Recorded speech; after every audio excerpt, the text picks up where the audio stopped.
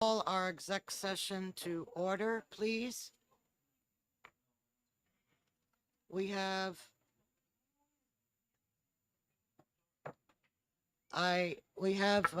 two subs today. Representative Schultz and Representative Long. Do you have those, Mr. Yes, Clerk? I do. Okay, great. Thank you. Okay, what I'm planning to do is that after we go through each division's bills, I'm going to take a 10-minute recess so that we can get Janet, allow her to do her thing and with the correct information. And so that she's not here till 9 o'clock tonight trying to get all of our reports together and the votes and all that other stuff. So I think that will help her and help me. And it doesn't look like we have too many minority reports, so that's not a bad thing. So, where's my sheet? Okay, SB 367 is in Division 1, 260. or 2. Telling you, I have gotten dyslexic all of a sudden. I'm here to help. SB 267, thank you, Ken. I will call on Representative Emmerich. Thank you, Madam Chair. I would look to Representative Griffin to make a motion. Madam Chair, I move ought to pass on Senate Bill 267 FNA. No, I don't think that's what you want to do. I think you want to make a motion to accept amendment. Sorry, there's an amendment. My mistake. That's quite all right. My apologies, there is an amendment. Madam Chair, I'll make a motion to accept the amendment on Senate Bill 267. Do I have a second? Second. Who was that? Hatch. Oh, I'm sorry. So, Madam Chair, the amendment number wasn't read in the motion. I assume it is 1779. Is That's- that a good assumption? That's a very good assumption. Okay? Mm-hmm. Okay. Representative Griffin, do you want to speak to your motion? Yes. This bill appropriates $150,000 for the reimbursement of municipalities for their purchase of herbicides. No, you're talking about The amendment excuse- to the bill sets out the method and timing of such reimbursements, and the amendment also requires the department to maintain an active invasive species remediation program of mechanical, cultural, biological, and chemical controls to prevent the spread of invasive species. All right, I think we're confusing the amendment and the bill. I think you're talking about both. The amendment says we have an active upland invasive species program, and then subsidize the purchase of herbicides by municipality. The amendment reduces the need to have bulk purchases because the department couldn't maintain purchasing in bulk. That's the primary change on the amendment. Okay, thank you. So all those in favor of amendment 1779, please raise your hand. Opposed? Okay, thank you. And Representative Griffin, now could I have an ought to pass as amended? Yes, Madam Chair. I move ought to pass as amended on Senate Bill 267 FNA. Okay, thank you. Would you like to speak? Oh, do I have a second? Second. Where'd that? Mooney? Okay, thank you. Yeah. Would you like to say anything else about this bill as amended? The bill establishes a position of upland invasive species program coordinator in the Department of Agriculture, Markets and Food. The bill also establishes upland invasive species remediation program and fund, and it makes an appropriation to the fund of $150,000. Okay. I think Thank I you. covered the amendment, which is the rest of the bill. All right. Are there any questions for Representative Griffin? Seeing none, will the clerk please call the roll? Thank you, Madam Chair. Representative Weiler, Yes. Representative Thurbush, Yes. Representative Petrie votes yes. Representative Emmerich, Yes. Representative Urf, Yes. Representative Griffin, Yes, Representative Edwards, Yes. Representative Bean, Representative Lynn, Yes. Representative Mooney, Yes. Representative Turcott, Yes. Representative Wallner, Representative Norgren, Yes. Representative Bucco, Yes. Representative Long, Representative Hatch, Yes. Representative Walls, Yes. Representative Heath, Yes. Representative Murray, Yes. Representative Schultz, Yes. Representative Umberger. Yes.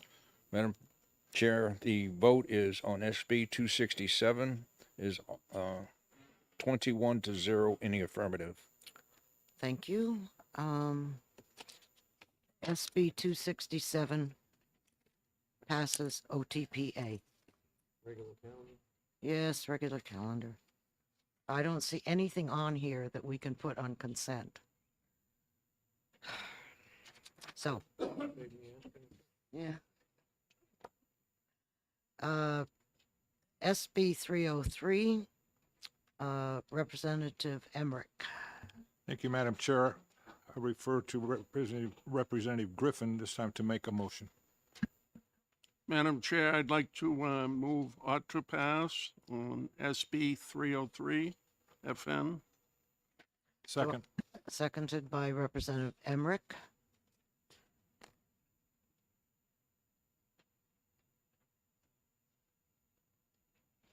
Would you like to comment on your bill, on this, on your motion? Thank you, Madam Chair. This bill requires a judicial branch to reimburse the sheriff's office at a rate provided in the collective bargaining agreement applicable to per diem court security officers for court security and prisoner custody and control. The obligation to reimburse the sheriff's office for court security and prisoner custody and control shifted in 2021 from the Department of Administrative Services to the judicial branch. Currently, court security officers are paid at a rate provided in the collective bargaining agreement. This bill brings the reimbursement of the sheriffs in line with that collective bargaining agreement and should help with the recruitment and the retention of sheriff personnel. Thank you. Are there any questions? Seeing none, will the clerk please call the roll? Thank you, Madam Chair. Representative Weiler, Yes. Representative Thurbush, Yes. Representative Petrie votes yes. Representative Emmerich, Yes. Representative Urf, Yes. Representative Griffin, Yes, Representative Edwards, Yes. Representative Bean, Representative Lynn, Yes. Representative Mooney, Yes. Representative Turcott, Yes.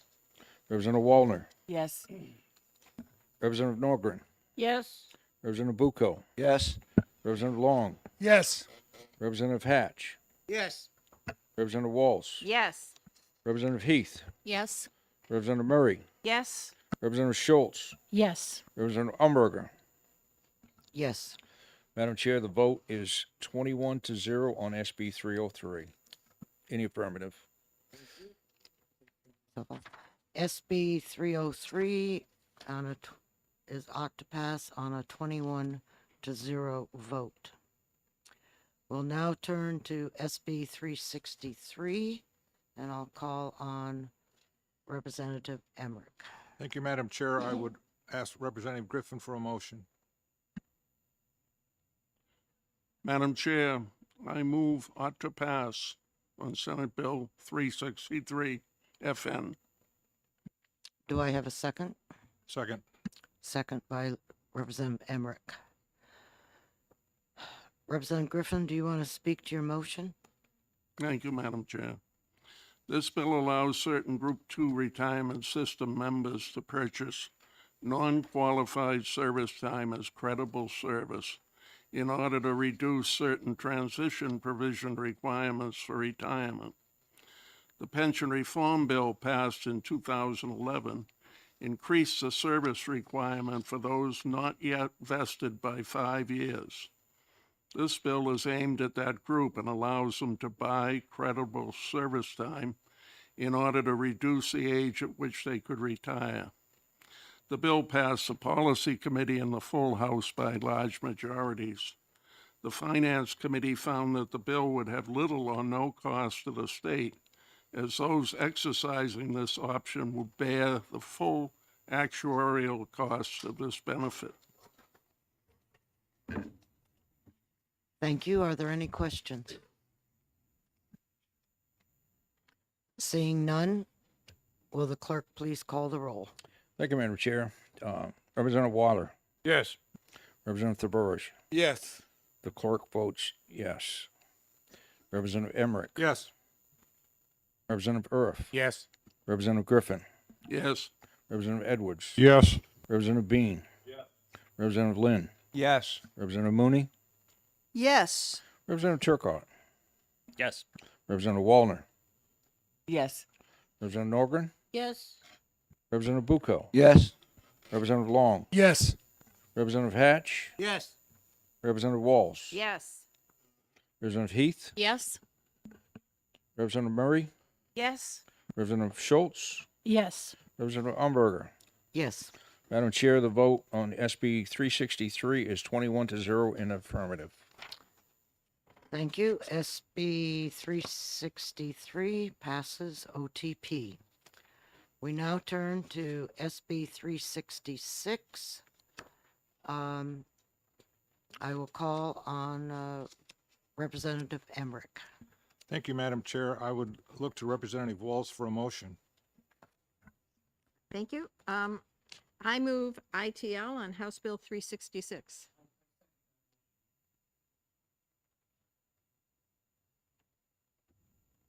Would you like to speak to your motion? I'd like to give Representative Hatch the ability to speak first before I do. Thank you, Madam Chair. What this bill was intended to do is to instill some more voter confidence in the counting system the state has with their machines. In essence, what would happen is we have over 300 polling places in the state, which would mean over 300 machines, and they would randomly pick 2 machines out of all of those to run it against the machines that did the calculations during the voting night. And one of the requirements of the bill is that they would have to be audited within 5 days after the voting by the Secretary of State's office. The cost of these machines is approximately $100,000. So what we're having is a cost of $100,000 to check the validity of 2 balloting machines out of all of the machines in the state. And having considered that, that's such a low percentage of all the machines utilized.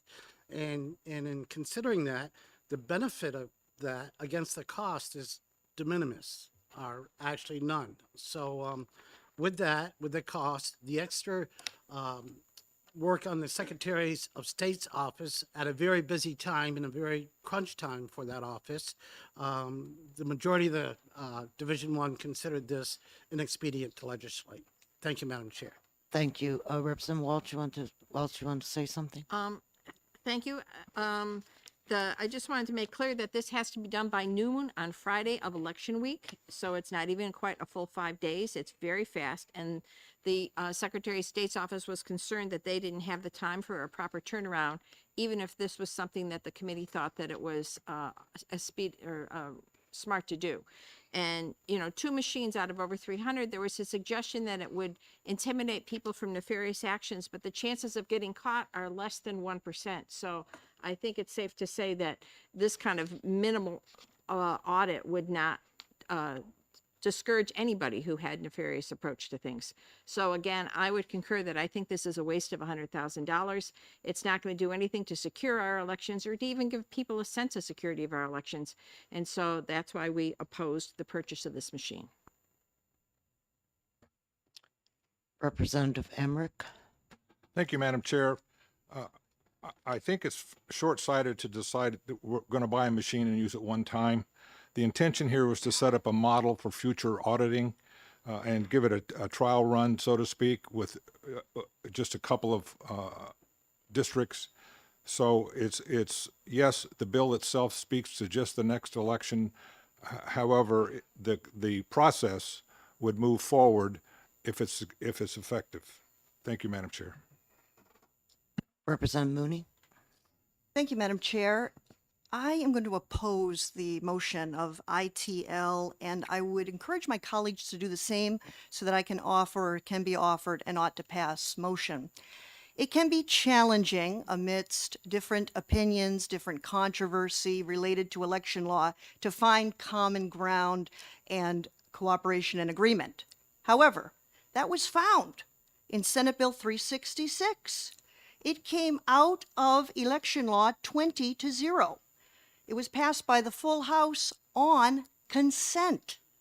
It was brought to my attention earlier today that we spend hundreds of dollars, thousands of dollars, hundreds of hours and so forth auditing state police most recently or banks, etc. Why not endorse this very reasonably priced way to audit elections, making sure our counting devices are working correctly? So with that, I will oppose the motion. I would encourage my colleagues to do the same, and I would endorse not only the cost of this, very reasonable, between $50,000 and $100,000 to buy that high-speed scanner, and endorse what the election law, the full election law committee accomplished earlier this year. Thank you, Madam Chair. Thank you, Representative Mooney. Are there other comments? I just wanted to make sure that nobody else had their hand up. Okay, Representative Waltz. Just to respond to that, I'd like to point out that the election committee was deciding policy. It is not policy that's before this committee. It's whether it's the right thing to do to spend $100,000 on these machines. And the question that we have before us, is this a wise use of money? I have said, and I continue to believe, it is a waste of $100,000. It is not going to bring election security or even a sense of election security to anybody.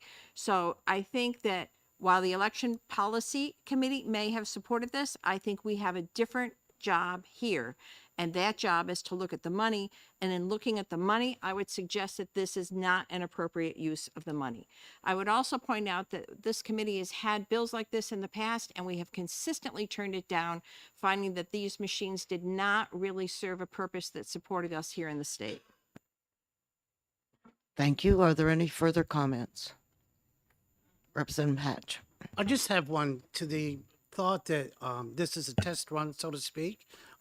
Maybe there's some credence to that, but my thoughts are if a manufacturer's manufacturing a machine like this, they're really are going to speak to the accuracy of it and the worthiness of it. And often I found in business through my life, something at this costly, they're more than happy to illustrate its accuracy and its worthiness without costing the recipients or the buyer any money. So again, I just firmly believe I'm all for faith in our election system. I think we have it. There is no credible evidence anywhere that what we're doing now is not accurate and correct. So again, I just believe it's a waste of $100,000. Thank you, Madam Chair. Thank you. Is there anyone else? Seeing none, would the clerk please call the roll on ITL? If you're in favor of ITL, you'll say aye. If you're opposed, nay or no. Thank you, Madam Chair. Representative Weiler, No. Representative Burridge, No. Representative Petrie votes no. Representative Tracy, No, I'm sorry. Representative Emmerich, it's a bad habit. still no. Still no. Representative Earth, No. Representative Griffin, No. Representative Edwards, No. Representative Bean, Representative Lynn, No. Representative Mooney, No. Representative Turcott, No. Representative Wallner, Yes. Representative Norgren, Yes. Representative Bucco, Yes. Representative Long, Yes. Representative Hatch, Yes. Representative Walls, Yes. Representative Heath, Yes. Representative Murray, Yes. Representative Schultz, Yes. Representative Umberger. No. Madam Chair, the vote is 12-8 in the negative on SB That's not- 360. that's- I'm sorry, what did I say? No, actually, that's corrected, 12-9 in the negative. It doesn't pass wrong. Okay. on SB 366. Madam Chair, did you say 8 to 12? No, I'm sorry. It's 12-9 9. in the negative. Nine in 9 to in 12. favor of ITL, 12 opposed. So, Madam Chair, I'd like to be recognized for a motion. Okay, just a second. The Sure. motion fails. Representative Mooney. Thank you. I'd like to move ought to pass on Senate Bill 366. Second. Second by Representative Lynn.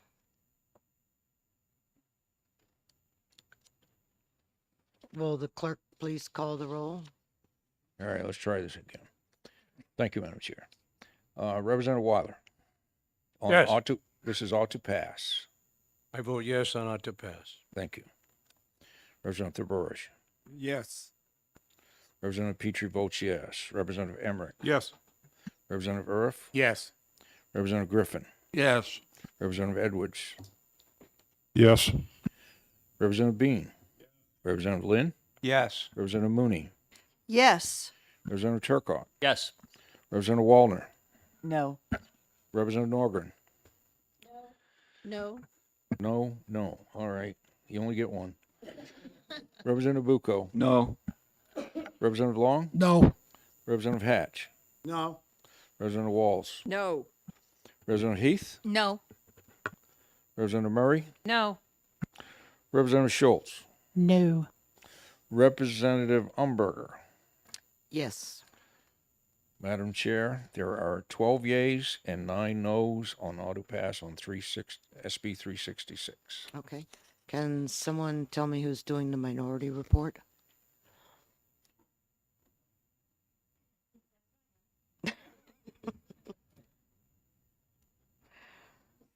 Thank you. Okay.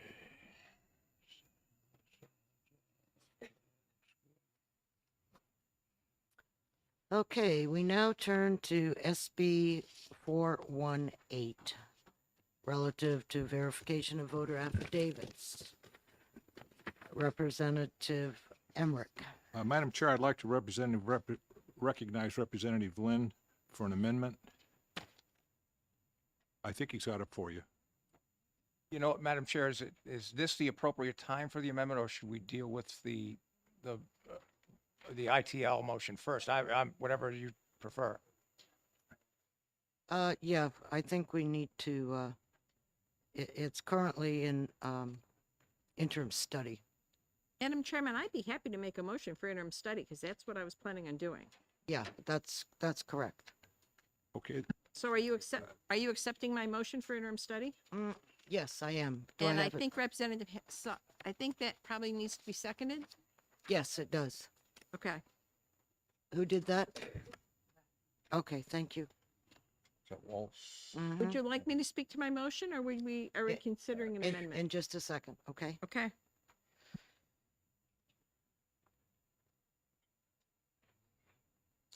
Okay, now, Representative Waltz, would you like to speak to your motion? I would. Thank you. So this bill, the reason the committee went for interim study is this bill is a troubled bill. And it puts us in violation of a number of things if we actually pass this bill as it came for us, recognizing that there may be some concerns, we thought we might go to interim study. And the first thing we need to consider is the Uniform and Overseas Citizens Absentee Voting Act.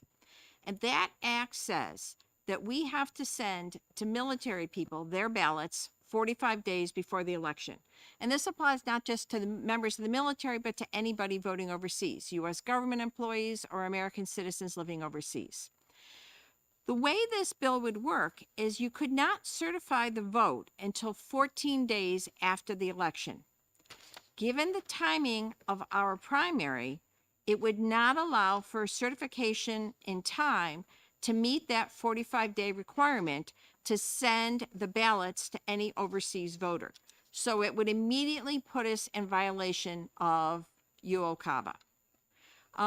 It also would make it possible for local election officials, I'm repeating myself here.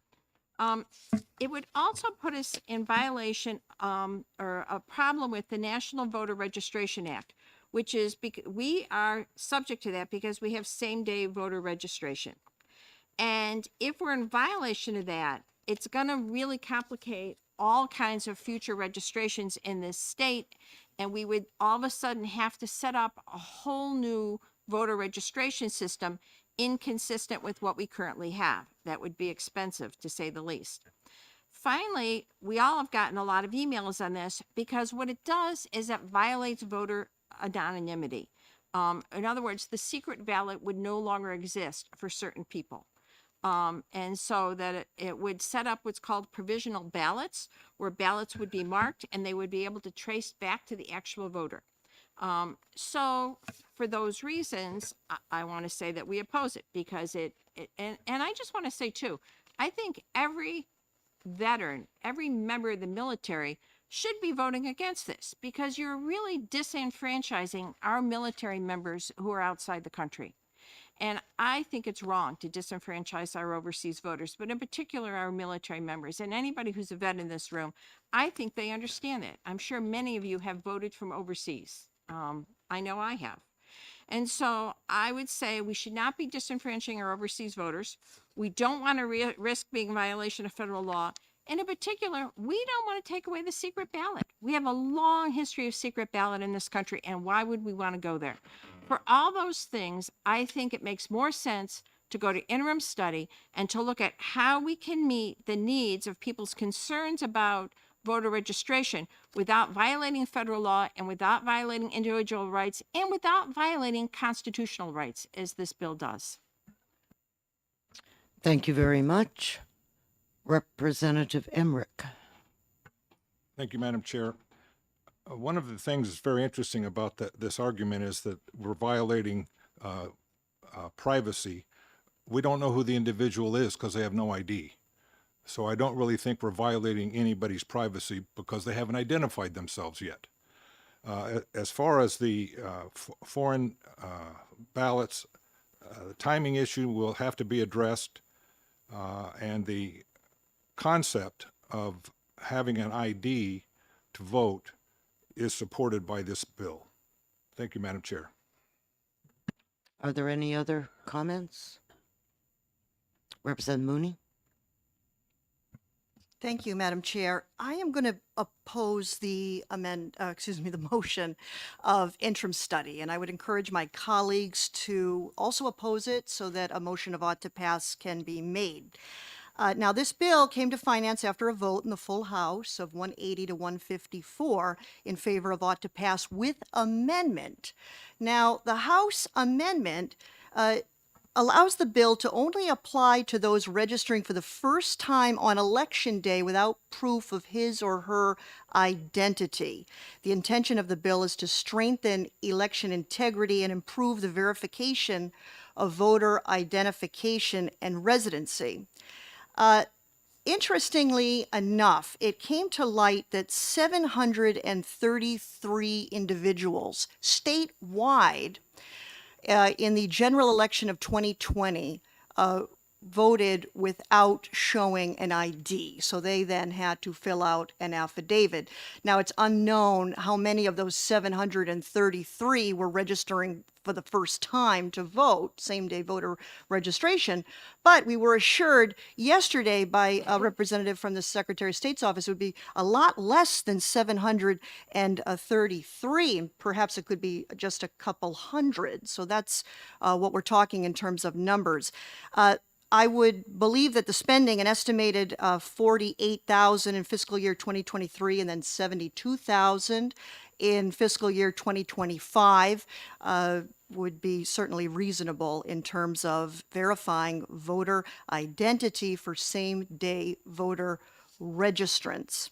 That being said, with regards to veterans, I've seen the ads, I've seen there was a handout yesterday given to us in Division 1, but I don't see a direct correlation the way the House amended the bill to narrow it to same-day voter registrants. Also, with regard to a secret ballot, it was mentioned, and I think worth repeating, that a secret ballot in this instance has just as much secrecy as an absentee ballot would have. So not a whole lot has changed other than an improved way to verify a person is who they say they are. So for that reason, I will oppose a motion of interim study. Thank you, Madam Chair. Are there any other, Representative Walz? Thank you. To respond to a few of these articles, first of all, there's a huge distinction between marked ballots and an absentee ballot. Our law specifically says you cannot put a mark on a ballot. This is going to require putting a specific mark on a ballot that ties the ballot to a specific voter. Unlike an absentee ballot that is removed from the envelope in an anonymous fashion and then cast separately, this is going to be consistently put separately so you can always tie the ballot back to a voter. It's not like an absentee. There is no longer an anonymous ballot for these people when their ballots have been marked. That's one. Two, the chair of our lovely Division 1 said that this will have to be dealt with. The fact that we cannot certify on time. But the reality is, if you pass this bill, there's nothing to be dealt with. The fact of the matter is, if you pass this bill, if you have challenge ballots, and we may have them in many voting places, if you have any challenge ballots, you cannot possibly certify in time to get the ballots out 45 days ahead of time. It is physically impossible. So to say it has to be dealt with, to me, is meaningless. How are you going to deal with it when you have just set up a time frame where it's absolutely impossible to meet the requirements and mail them within 45 days? Finally, I think there's nothing here. The amendment that was passed by the House, the amendment here does nothing to solve the problem with the military. The problem with the fact that we can't get military ballots out within 45 days, as required by federal law, continues to exist in the bill as it exists, which is why, again, I think interim study is a better approach. We have huge problems with this. Why are we going forward with such a flawed bill? Let's study it, come back, and figure out a better way to ensure that the ID is out there. And finally, I might add, while we've had talk of this, we have not had, to my knowledge, one prosecution in this state for false ID or failure to provide ID. This seems to me to be a solution looking for a problem that we don't even have evidence exists. So why are we creating more problems for ourselves, violating federal law, potentially violating the Constitution, for a problem that has not even been prosecuted in this state, to my knowledge? And we know we're going to violate the rights of our soldiers, and I think that's wrong. Thank you. Thank you. Are there further comments? Representative Lynn. Yes, I just want to say, I have to say, with due respect to the representative who just spoke, I honestly do not understand the difference that she's trying to draw between an absentee ballot in terms of knowing the identity and a ballot that would be a provisional ballot. Absentee ballot, somebody opens the envelope, they know who it's from, they see the name. So somebody in the election hierarchy, so to speak, knows who the voter is. That would be the same thing here. Those people are required to keep the matter confidential. There's no, I just don't see the distinction. And as I understand, I was not present in the election law when this part of the bill this issue was discussed. But it's my understanding that it is possible to complete this within the time required under the to comply with the overseas voters. Thank you. Representative Walls? A quick response. Representative Lynn, the difference is that the ballots are marked. Once you mark the ballot, it is forever identifiable with that voter. Absentee ballots are never marked. So maybe the person who opens the envelope chooses to glance at the ballot and see how they vote, but they're going to be the only person that knows. The minute you mark that ballot, everybody who handles that ballot henceforth can tie that back to that voter, and henceforth that voter has lost all anonymity. That's the difference. Okay. If you would like me to explain on the calendar how we don't meet the days, I would be happy to do it. I've got the dates in front of me of how this can't work. But we do not have, with the September 10th primary date, and the ballots must be sent out September 21st, we are going to have issues on these years, some years with our primary, meeting this deadline. We are not going to be able to get the ballots out in time. Remember, after certification, they still have to be printed. And to get them certified and then printed and mailed, we're not going to be able to meet the deadlines. Thank you. Is there further? Representative Schultz? Thank you, Madam Chair. I just want to clarify because I didn't understand initially what was meant by saying marked the ballot. This means specific to each ballot. For example, and this was from the working group, and an official from the Secretary of State's office attested to this, that each individual ballot in this category would be marked. For example, the first one could be voter number 1, like literally on the ballot would be marked in that fashion. The next one would be ballot number 2. So beyond the signing of an envelope, the actual ballot itself, that's what the representative means by the ballot is marked. Thank you. There further comments? Seeing none, will the clerk please call the roll? The vote is, or the motion is interim study. Yes, thank you, Madam Chair. This is Senate Bill 418. Yes, sorry. Representative Weiler. No. Representative Thaburish. No. Representative Petrie votes no. Representative Emmerich. No. Representative Urf. No. Representative Griffin. No. Representative Edwards. No. Representative Bean. Representative Lynn. No. Representative Mooney. No. Representative Turcott. No. Representative Wallner. Yes. Representative Norgren. Yes. Representative Bucco. Yes. Representative Long. Yes. Representative Hatch. Absolutely, yes. Representative Walls. Yes. Representative Heath. Yes. Representative Murray. Yes. Representative Schultz. Yes. Representative Umberger. No. Madam Chair, the vote is on SB 418 is 9 yeas and 12 noes. The motion fails. That was for interim study. Is For there interim study. yes. correct. Is there someone that Representative Emmerich? I'll call on you.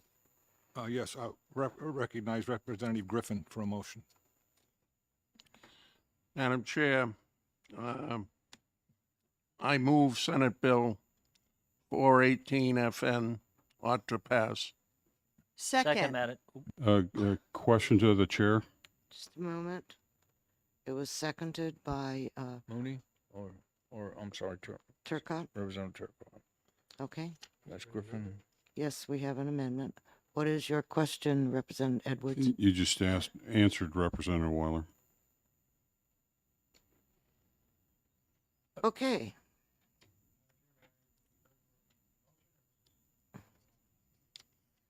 No.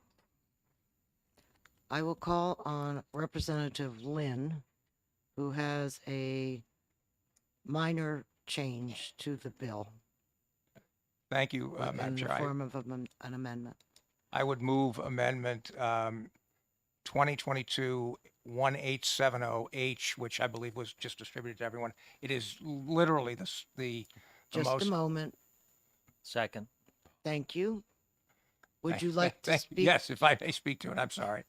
I would like to speak to the amendment. It makes the most minor technical change. I discovered in proofreading the bill that there was a discrepancy between, on page 2 of the original bill, line 12 refers to 10 days, line 22 refers to 7 days. They should both be 7 days. That's what this amendment accomplishes, and that's all. So I would move the amendment. That we accept the amendment. We've already moved the amendment.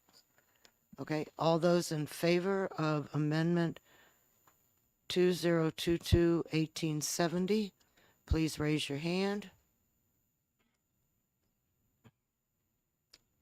1, 2, 3, 4, 5, 6, 7, 10, 12. 12 in favor. Opposed? Those opposed?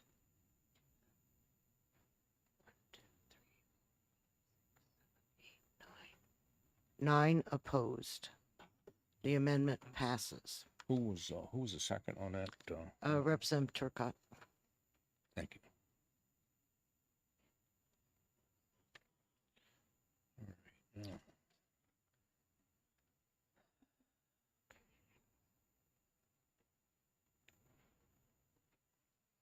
Okay, are there any further comments on SB 418? It's currently OTPA. Who made the motion? Or you need a motion? Oh, I thought I didn't have an OTPA. Yeah, not for the OTPA. Okay. Representative Emmerich moves OTPA on Second. 418 and seconded by Representative Mooney. I'm sorry, I thought I had a OTPA. All right. Will the clerk please call the roll? Thank you, Madam Chair. This is on 418. Senate Bill 418, OTPA. Representative Weiler, Yes. Representative Thaburge, Yes. Representative Petrie votes yes. Representative Emmerich, Yes. Representative Earth, Yes. Representative Griffin, Yes. Representative Edwards, Yes. Representative Bean, Yes. Representative Lynn, Yes. Representative Mooney, Yes. Representative Turcott, Yes. Representative Wallner, No. Representative Norgren, No. Representative Bucco, No. Representative Long, No. Representative Hatch, No. Representative Walls, On behalf of our overseas and military voters, absolutely no. Representative Heath, No. Representative Murray, No. Representative Schultz, No. Representative Umberger. Madam Chair, there are Yes. 12 yeas, 9 nays on SB 418 as amended. The motion passes. Okay. Yeah. Who is going to do the minority report? I'm sorry. Okay. Make sure you turn your mic on so I can hear you. I'll get it to you, Hatch. No. Okay. Thank you. Okay.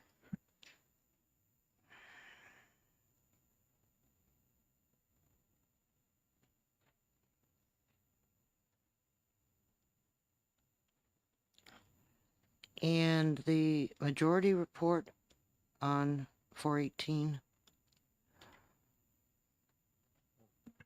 Representative Griffin's going to do I'm sorry. Okay. Thank you. Is there going to be a minority report? Yes. Yes. Yeah. And that's, The minority report on 418 is Representative Hatch. Okay. And the minority report on 366 is Waltz. 366. That's the one we just did before this. If you wrote it down. got it. I'll get it. You can go on. Okay. Who's, okay. Waltz. Mm-hmm. And I didn't get who was doing the majority report on 366. Yeah, we'll let represent you. Okay, thank you.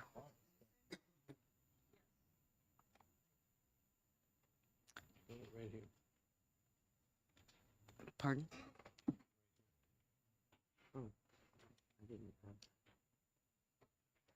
Okay, thank you.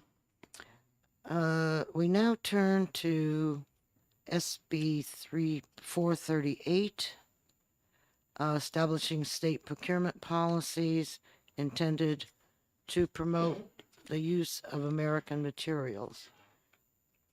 Representative Emmerich. Thank you, Madam Chair. I would look to Representative Griffin for a motion. Madam Chair, I move ought to pass on SB 438. Do I have a second? Representative DeBeers seconds. Would you like to speak to your motion? Thank you, Madam Chair. This bill requires the use of American-made steel products in all public work projects where the state administers the contract and the contract involves at least $1 million, $1 million state dollars. The Finance Committee heard testimony from local New Hampshire steel fabricators who told us about the uneven playing field they are forced to compete in with foreign steel flowing through a heavily subsidized Canadian steel fabrication industry. We also heard their testimony on the economic aspects of locally produced steel. Keeping the dollars at home has a multiple effect, where if we send the dollars to a foreign country, we have no multiple effect, they're lost forever. The committee also feels that a healthy steel industry is very important to our state and our country from a national defense standpoint. Therefore, the Division 1 voted to recommend ought to pass. Thank you. Are there any further comments? Representative Turcotte. Thank you, Madam Chair. I'm going to rise in opposition to this bill, and hopefully by the end of my short speech, I will have some of you on board with what I'm about to say. As legislators, we are the stewards of taxpayer dollars, and especially this committee being the Finance Committee, we've even got a greater requirement to be good stewards. There's no doubt that this bill will increase cost to state projects. We heard during testimonies that it could be estimated between 20-25%. And what's also was not considered, and we heard from Representative Gruen, former Senator Gruen, that delays, he's in the business, he said he could expect delays up to a year. So not only would we have increased costs, but we would have delays. Now, there are two bills, one that's already passed this body and one that we will be discussing later, where we are going to spend $35 and $36 million, respectively, one on a new parking garage for the state legislature, and one that we're going to send $36 million out for bridges.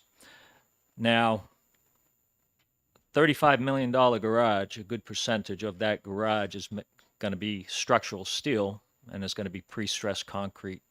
Pre-stressed concrete uses iron in the concrete itself.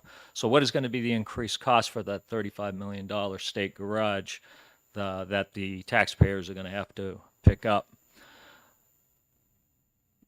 The steel industry is not the first time we've seen this type of problem. We've seen it in the past with lumber. We've seen it in the past with computer chips, and on and on. This is a federal issue. This isn't something that we at the state level, in my opinion, should be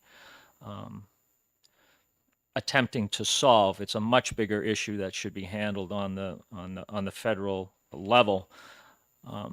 You know, and like I say, we've had this issue with lumber, computer chips in the past. Are we gonna, after we pass this, are we gonna start requiring other procurements for other types of things?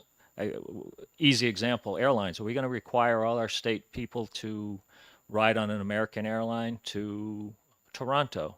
Not only would the cost be higher, but you're going to add in inconveniences such as instead of going directly from Boston to Toronto, you get on a plane from Boston, go south an hour to Philly, and then backtrack up to Toronto. But we'd be giving the American airline industry a good boost. I don't agree with that.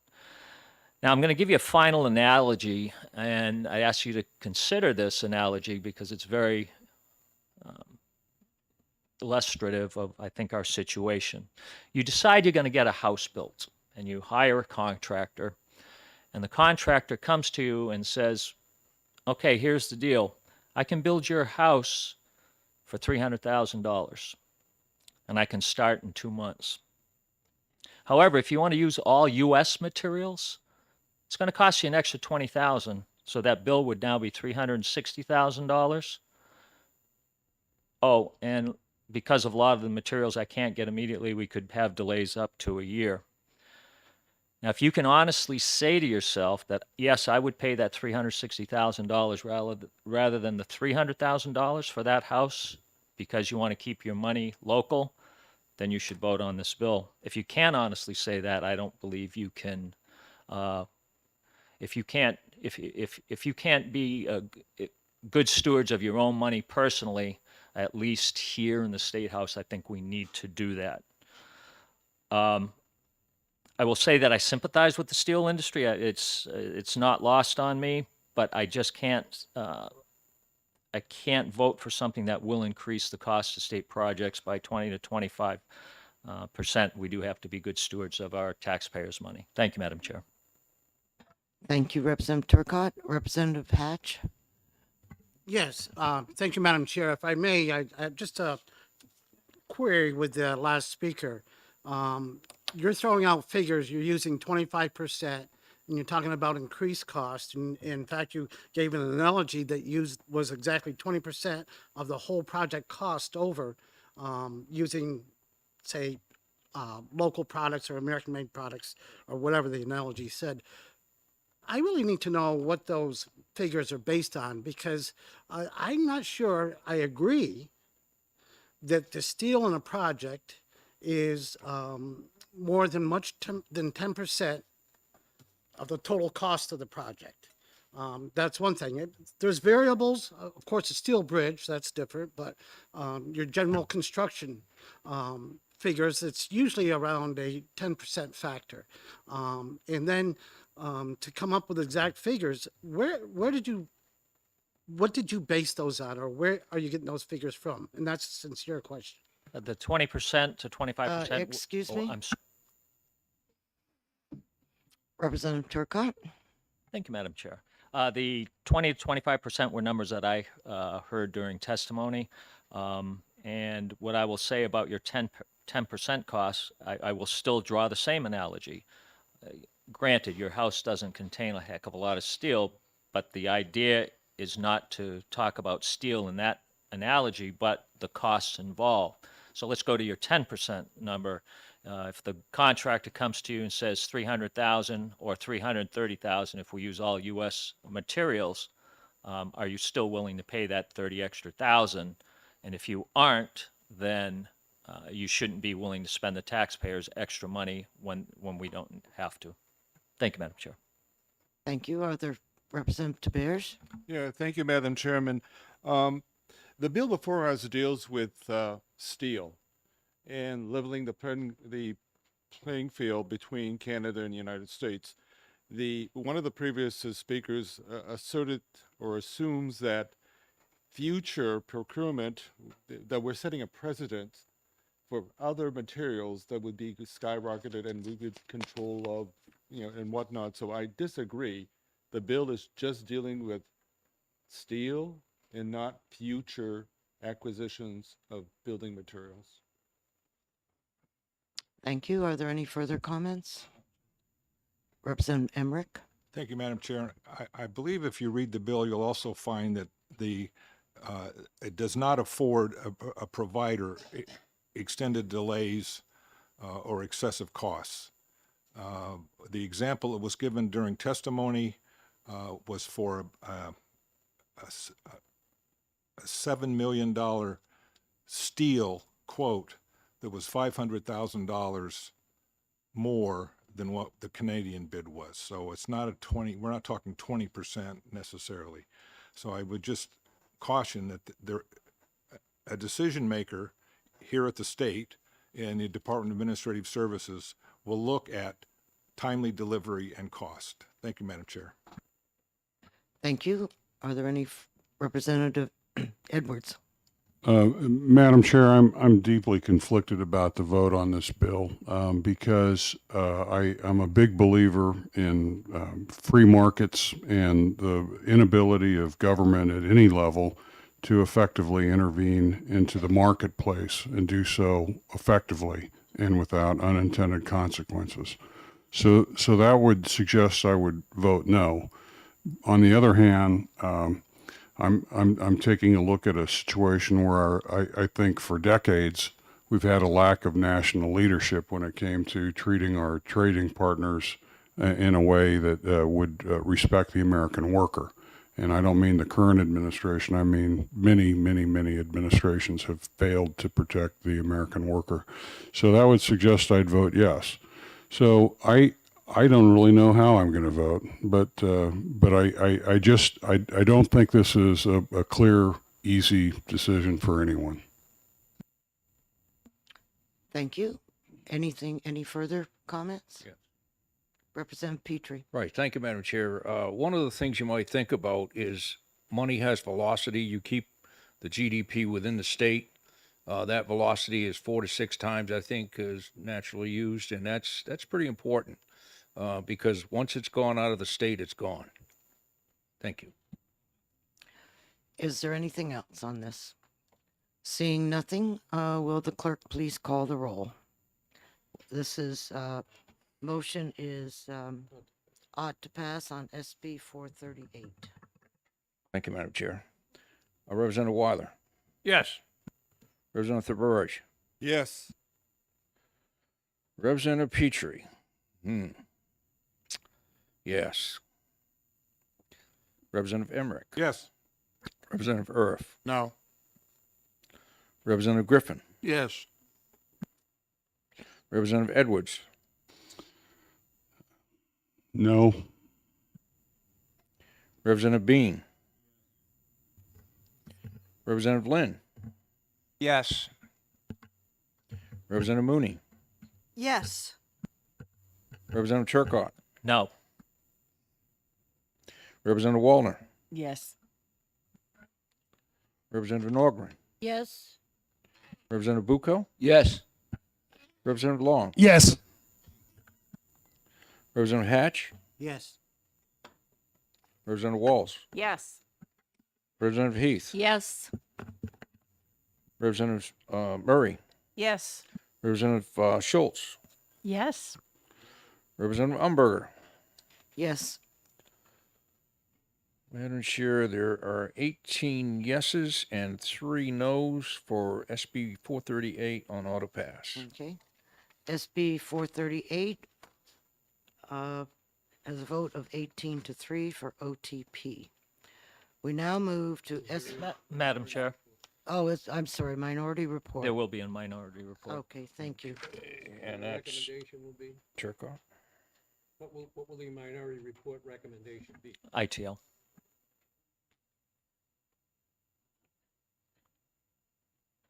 Not in the consent calendar. All right, You put it on the consent. No, I ain't going there. Okay, I'm all set. Okay. All right, we now turn to SB 443 relative to municipal authority regarding the state building codes. I call on Representative Emmerich. Thank you, Madam Chair. I would look to Representative Griffin for a motion. Madam Chair, I move on to pass on SB 443 FN. Do I have a second? Second. Second by Representative Emmerich. Would you like to speak to your motion, Representative Griffin? Thank you, Madam Chair. This bill provides that the Building Code Review Board shall review proposed municipal amendments to the state building code and to confirm that the proposed amendments do not conflict with and are no less stringent than the state building code. And it requires submission of local amendments prior to enforcement. The bill also requires the state fire marshal to review local amendments to the state fire code prior to enforcement and to publish local amendments to the state fire code.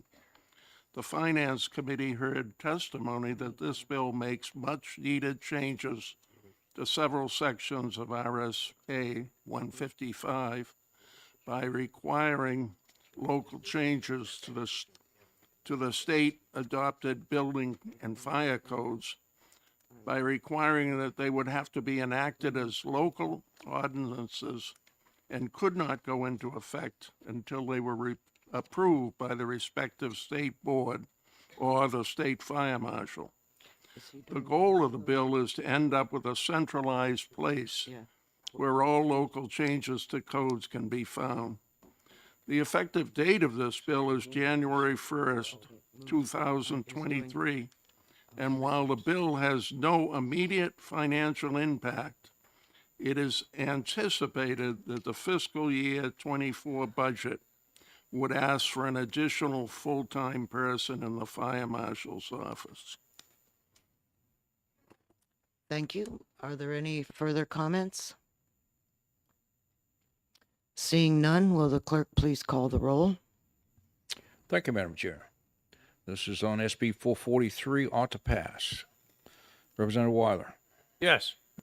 Representative Burrish. Yes. The clerk votes yes. Representative Emmerich. Yes. Representative Uriff. Yes. Representative Griffin. Yes. Representative Edwards. Yes. Representative Bean. Yes. Representative Lynn. Yes. Representative Mooney.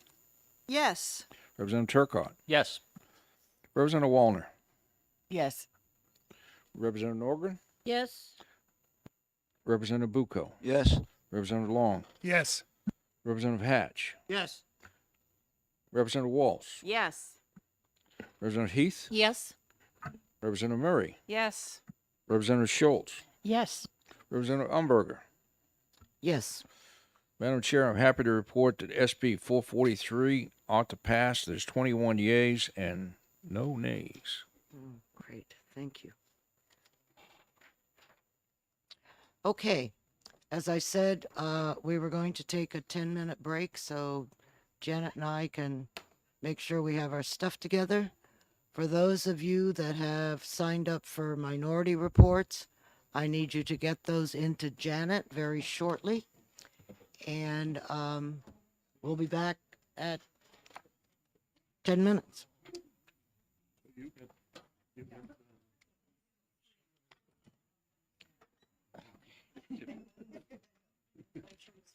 I should have done this.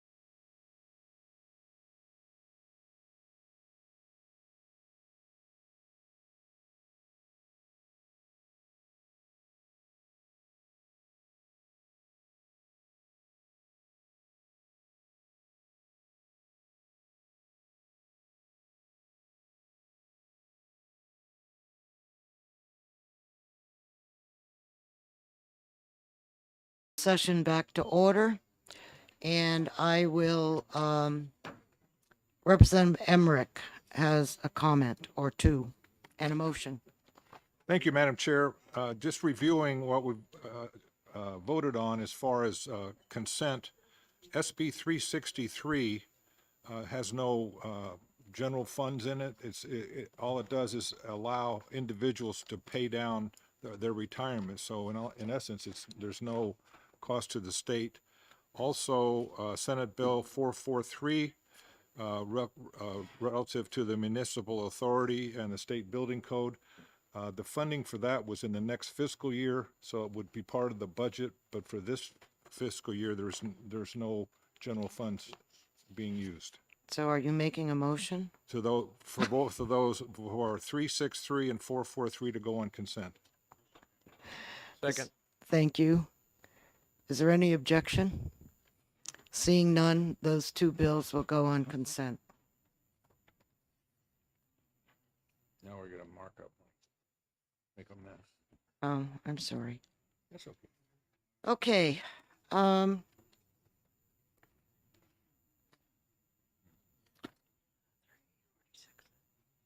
okay. We now move to SB 346, requiring the Department of Defense,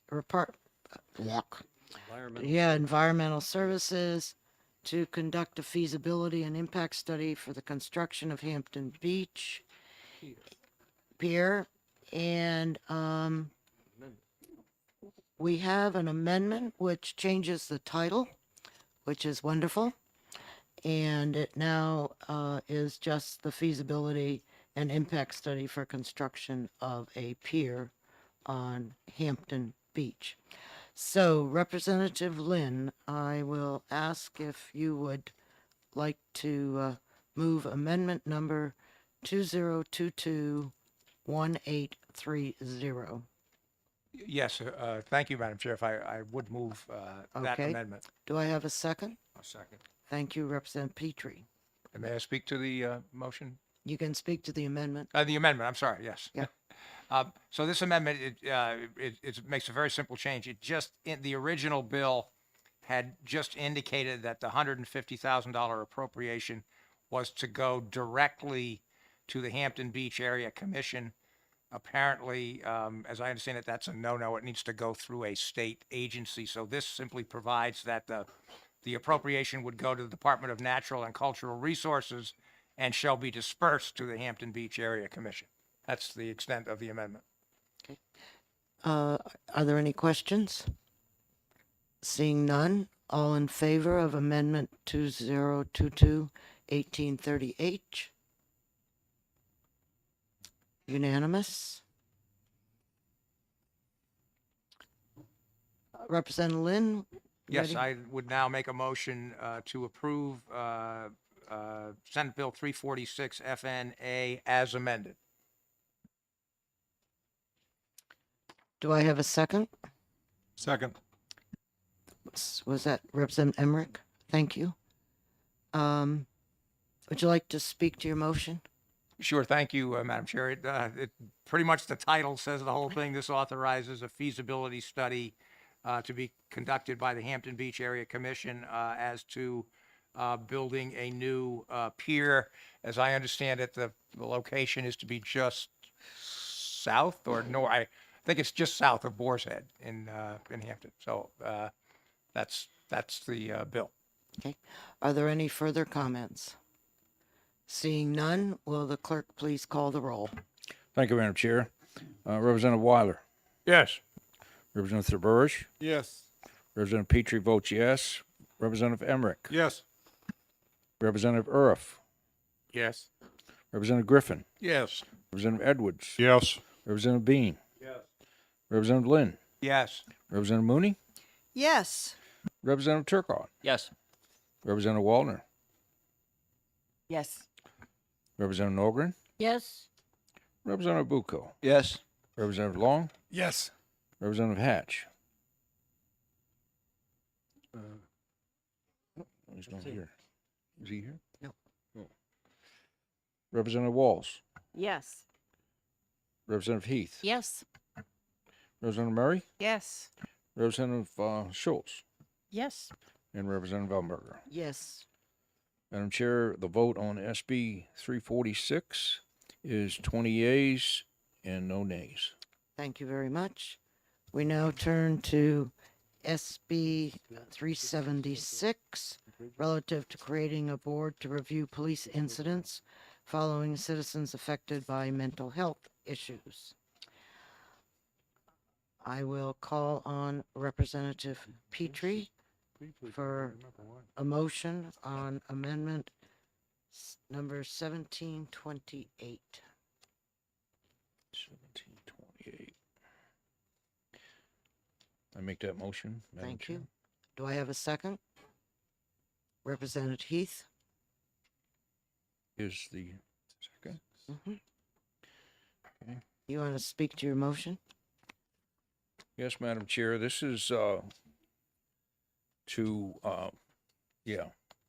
establish a mental health incident review board to we have a lot of shootings that people are mentally ill and causes a lot of discontent, obviously.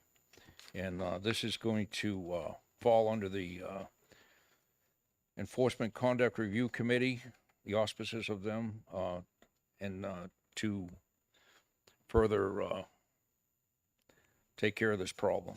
$1.1 million is going to be appropriated for this, and for CIT training, which is the training officers around the state need. If you have already had the training, you do not need that training, and this will not cover it. That's all. Okay, this will be going to the police standards and training. Okay, are there any other comments on the amendment? Seeing none, all those in favor, please raise your hand. Unanimous?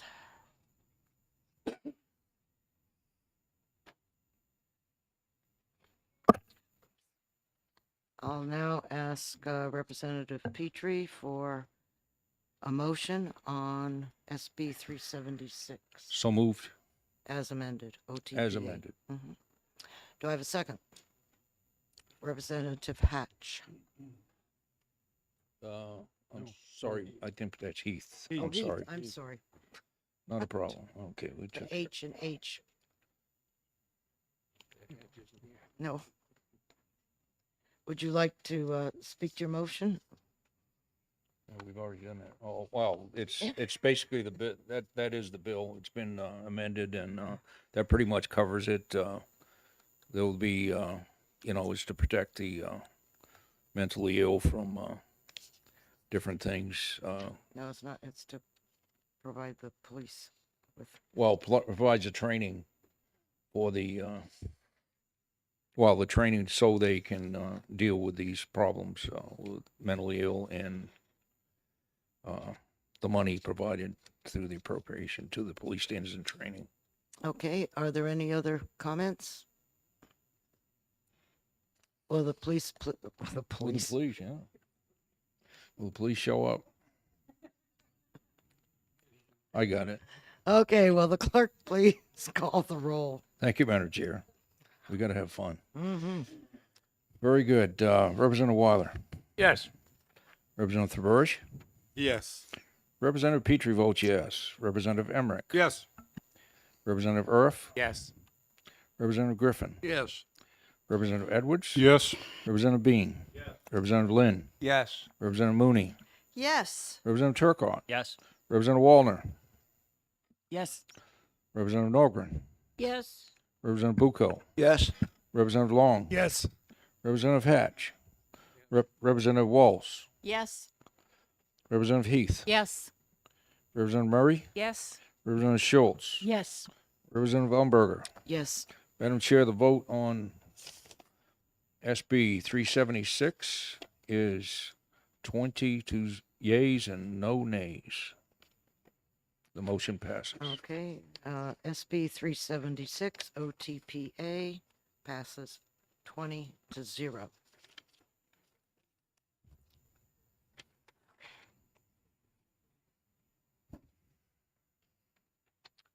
All right. SB 381.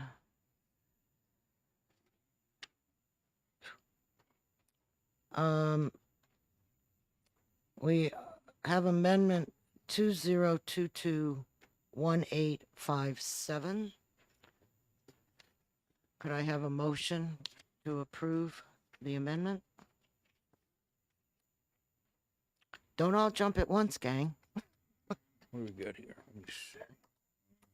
Representative Turcott, thank you for making that motion. So moved. Good job. Representative Murray, thank you for seconding it. That's the way to handle it. Yes, ma'am. And that's amendment what? 1857. Okay. I will speak to this since I had to really arm twist out there.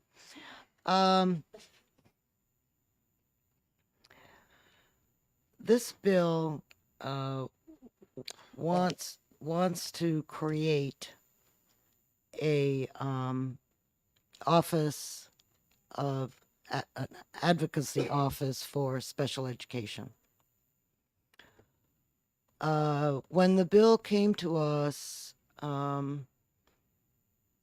the Office of the Child Advocacy had authority within their RSA to take care of education. So we couldn't have two people in charge of education. And so this amendment removes the authority from the child advocate office, and that's what it does. This was, although my name is up there, this is not my amendment. It was brought to me by Senator Reagan, and just based on what OLS has to do, my name ended up at the top of it. So that's just the way it is. So, are there any questions?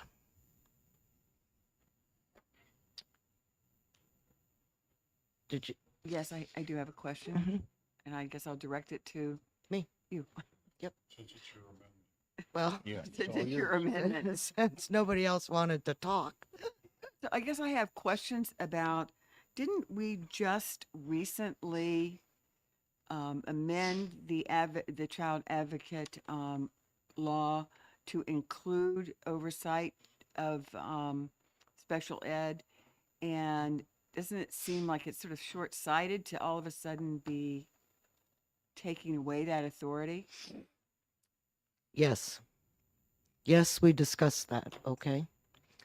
And the Education Committee and what was it, S538, Senate Bill 538, which was looking at all of the special education things, Senator Reagan, so on, felt that because special education was so involved and so different than the kinds of things that the child advocate was looking at this time, they wanted it to separate. I did speak to, when after our vote was taken, I did remind the people from the Education Committee that were there that I wanted them to follow this very closely and to relook at it within a couple of years to see if the special ed office belongs in a separate advocate office or if it should be combined with the Office of Child Advocate. So it's, everything you said was true, but that's basically the reason why this amendment came forward and was approved. And I will say that there were some reluctant yeses within Division 2. But we felt that it was essential that we have something for the special education advocate. Madam Chair. Representative Waltz, I'm not going to take any more questions. Oh. You No. said one. Actually, fine. this is, I have two things. My first one is a question, and that is, given that you want this review, does this have a sunset provision in it to force the review? No, Okay. we did not put that in.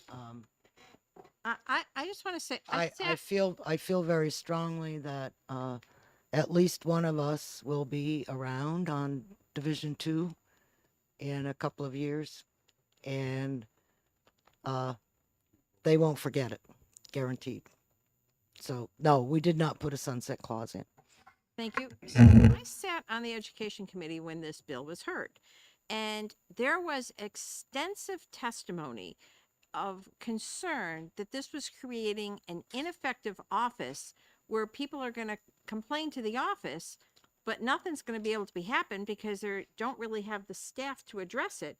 And we're kind of just creating something that is going to give parents hope, should we say, when the office really is not going to be able to do anything. I mean, 500, you would need a huge office to address all the special education complaints in this state, and $500,000 is not establishing a huge office. Okay, And I'm we're wondering if talking about the amendment, please. My mistake. At any rate, I just wondered if the committee considered that. Yes, we did. We considered everything. Is that correct? Representative Bucco says yes. Okay.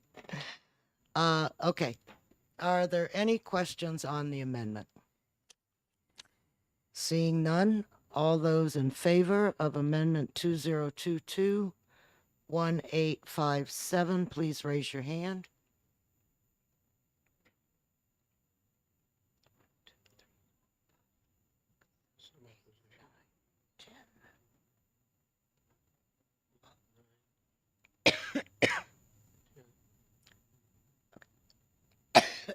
Excuse. Bless you. Okay, let's try this again. I can't count. All those in favor of Amendment 2022-1857, please raise your hand.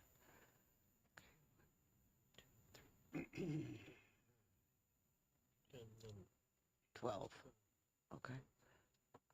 Thank you. Opposed?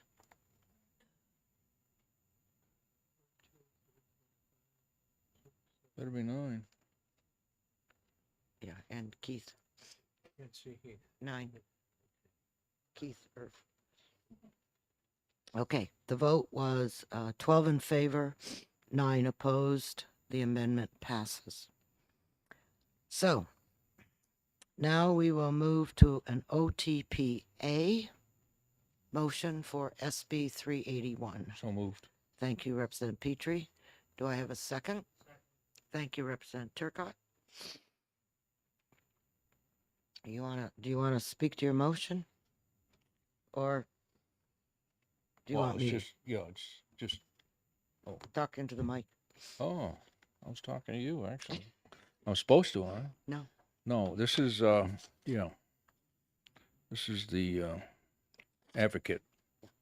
Okay, yeah, it's to take it out from, so it's an independent agency under the governor to look into special ed complaints, and an appropriation of $500,000 is so appropriated. Is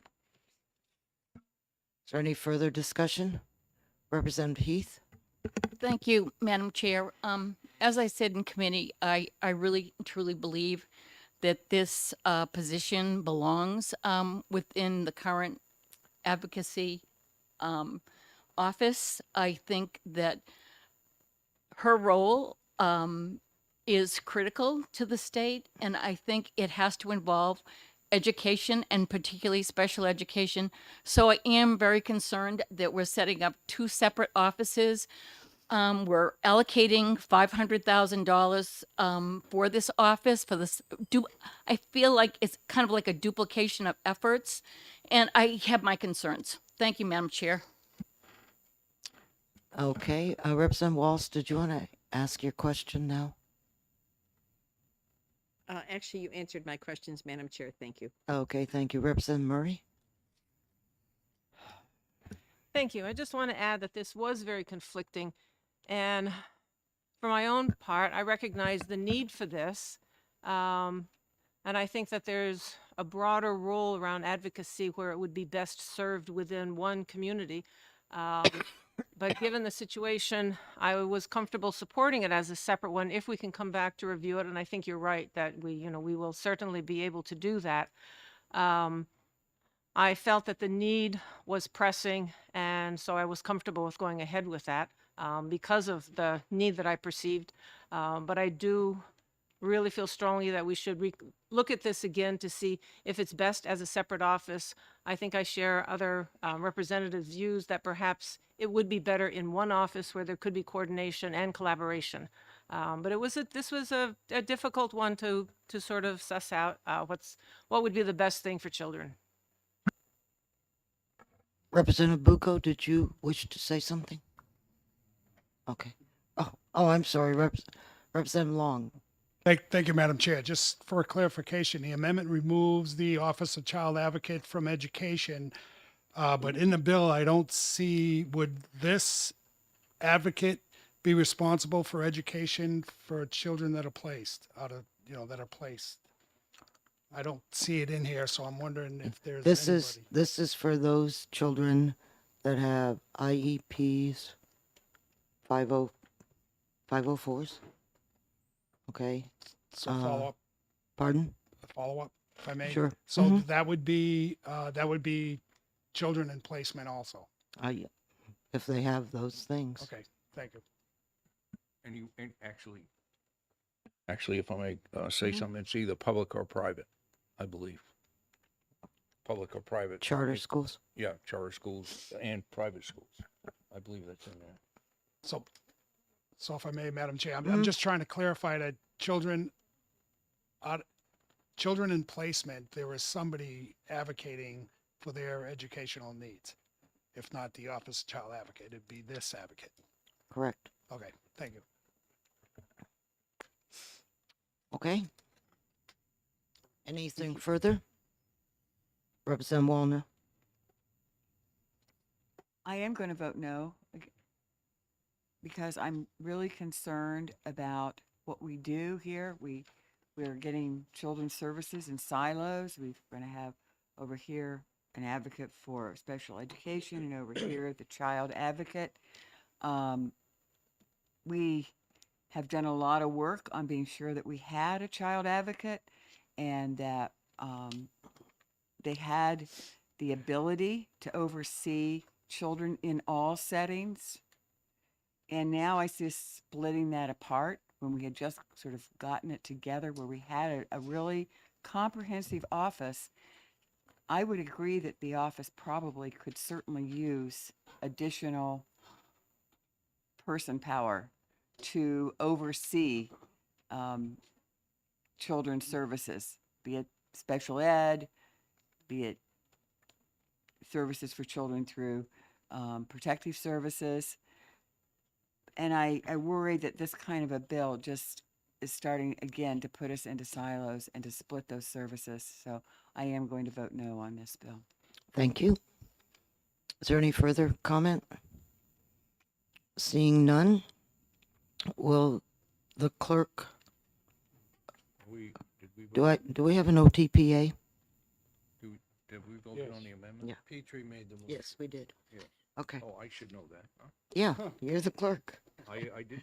Okay. The clerk, please call the roll. Thank you, Madam Chair. Representative Weiler, this is on, I'm sorry, SB 381 ought to pass as amended. Yes. Representative Thaburge. Yes. Representative Petrie votes yes.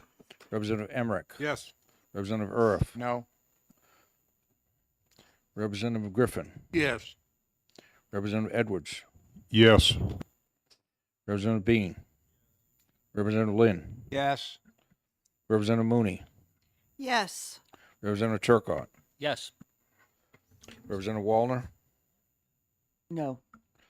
Representative Norgren, No. Representative Bucco, Yes. Representative Long, No. Representative Hatch, No. Representative Walsh, No. Representative Heath, Yes. Representative Murray, Yes. Representative Schultz, Yes. Representative Umberger. Yes. Madam Chair, the vote is 15-6 in the affirmative for SB 381, ought to pass as amended. Okay, thank you. SB 381, on a 15-6 vote is recommended as OTPA.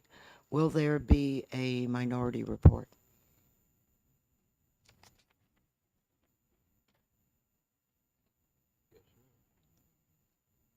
Is there money in this?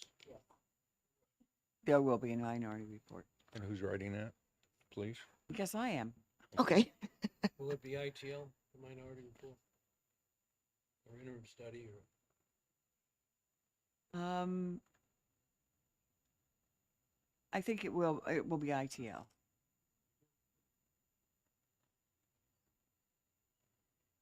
Is there money in this? Yes. Okay. 500,000. It's not like it's a huge amount. Okay, we now turn to SB 394, relative to the definition of a child with disability under special education laws. And we have an amendment, 1770, and I will ask Representative Heath to make a motion.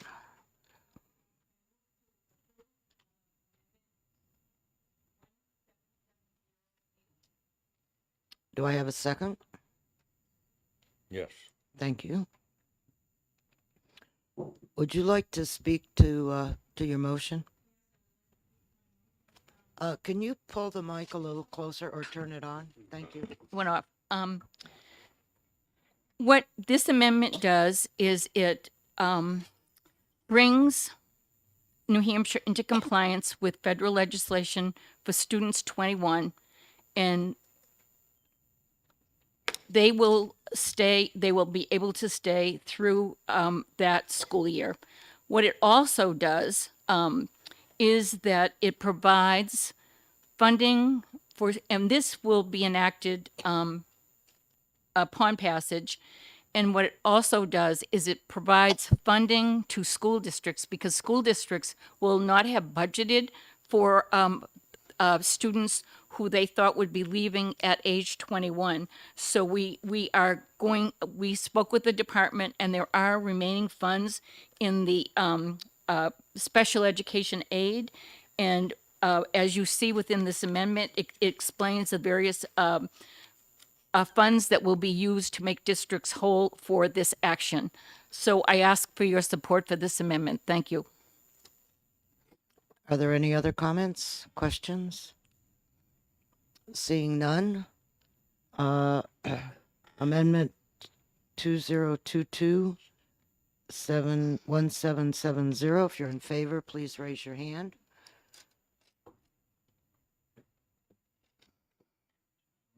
Unanimous. We're at 21 again.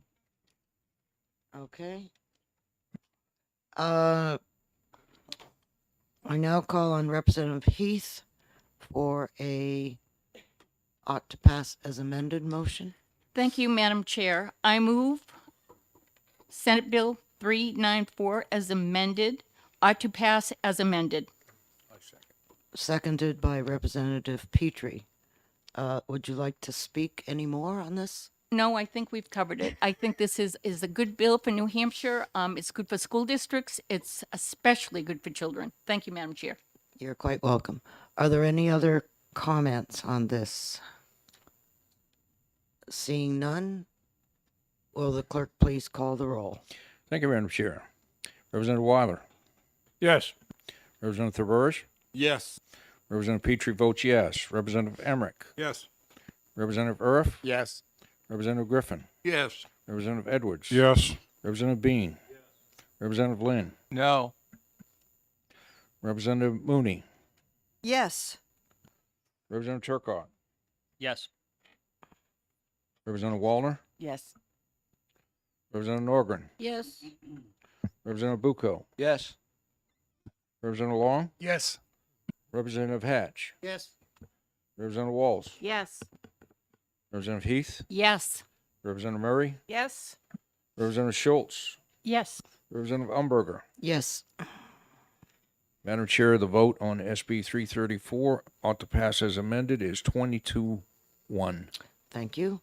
SB 394 passes OTPA with a vote of 20-1. Okay, we now turn to SB 401, which is making an appropriation to the Department of Transportation for local highway aid and to body-worn camera and dashboard camera fund, and permitting the Department of Transportation to operate dash cameras in fleet vehicles. So, we have Amendment 2022-1844. Could I please have a motion on the amendment? So moved. Representative Petrie moves. I was just ahead of you, I think. Yeah, do I have a second, please? I'll second.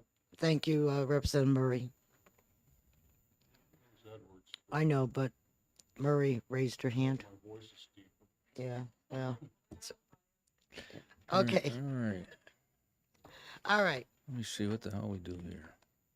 So, yeah, the amendment basically replaces the entire bill that we had. The first thing we did was to, on recommendation of DOT, was to change how the bridge money, which is $36 million, was to be distributed to the towns. As the bill came to us, it was supposed to follow the Red List Bridges program. Well, the Red List Bridges program doesn't get money out to the communities very quickly. And it also requires a 20% match.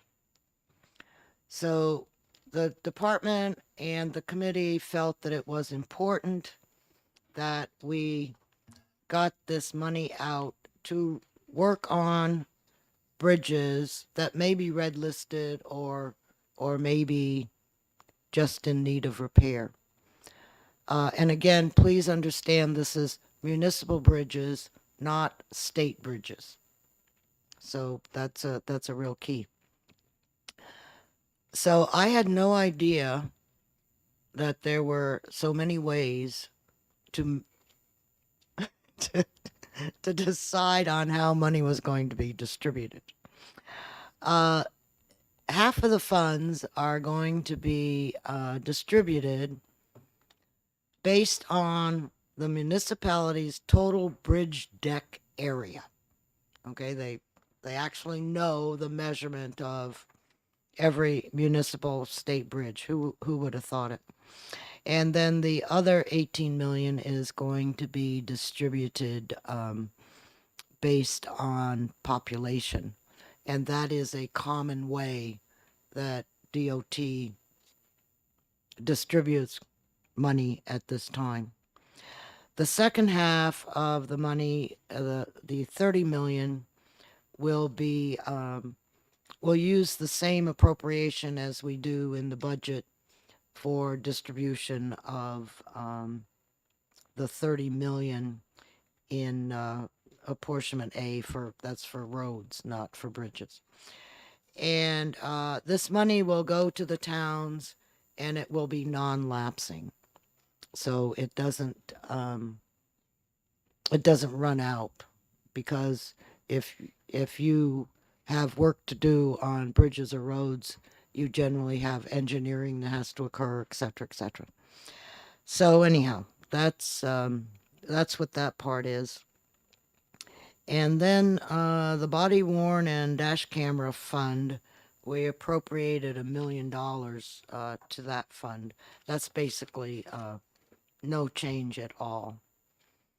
And the final, the final thing that we did is that yesterday we all sat through the non-germane amendment on the Dixville Colebrook Road project. So I don't think I need to go through all of that, but that's what the amendment that you're looking at. And otherwise, I think it's it says amend the bill other than the enacting clause. So the enacting clause doesn't say much. Enacted. Okay. So, are there any questions or comments? Representative Turcotte. Thank you, Madam Chair. I'm unfortunately and regrettably going to have to rise against the bill as a whole, only because of the project that you mentioned yesterday that was tacked on to the bill. While I understand the reason it was tacked on, and for those who weren't listening to the discussion, basically we are going to allow $4.1 million to be spent to upgrade a road that would later be turned over to the Balsams project and or the county towns that are involved with that road.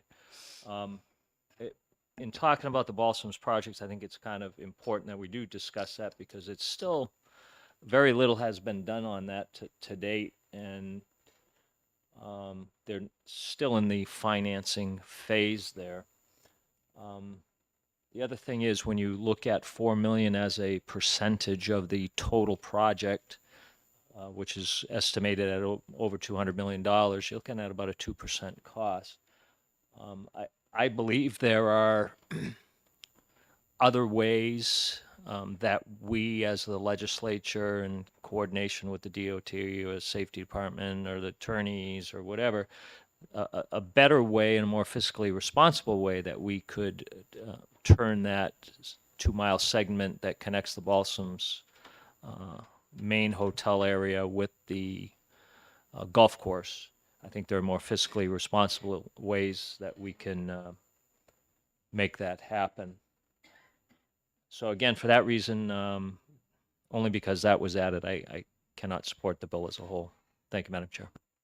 Thank you. Are there any further comments? Yes, Madam Chair. Representative Petrie.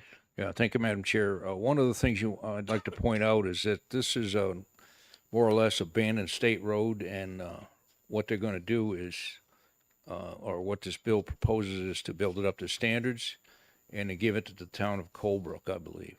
So that's something to weigh in your decision. Thank you. Are there any further Representative Murray? Thank you, Madam Chair. I would just like to put into people's minds that looking at this just with regards to the Balsams is somewhat narrow, that this is a good economic development project that would impact the North Country. It's a fairly small investment from our point of view, but it would have a very large impact on the economy in the North Country. And so I very much support that we're able to do something like this to help them out. Thank you. Thank you. Representative Birch. Thank you, Madam Chairman. I greatly respect Representative Turcotte's presentation on this and his concerns about the Balsams project. I just wanted to let him know that being chair of the delegation, and when we have a meeting with the owner, prospective owners and whatnot, in a joint meeting with the commissioners, I will bring up that possibility.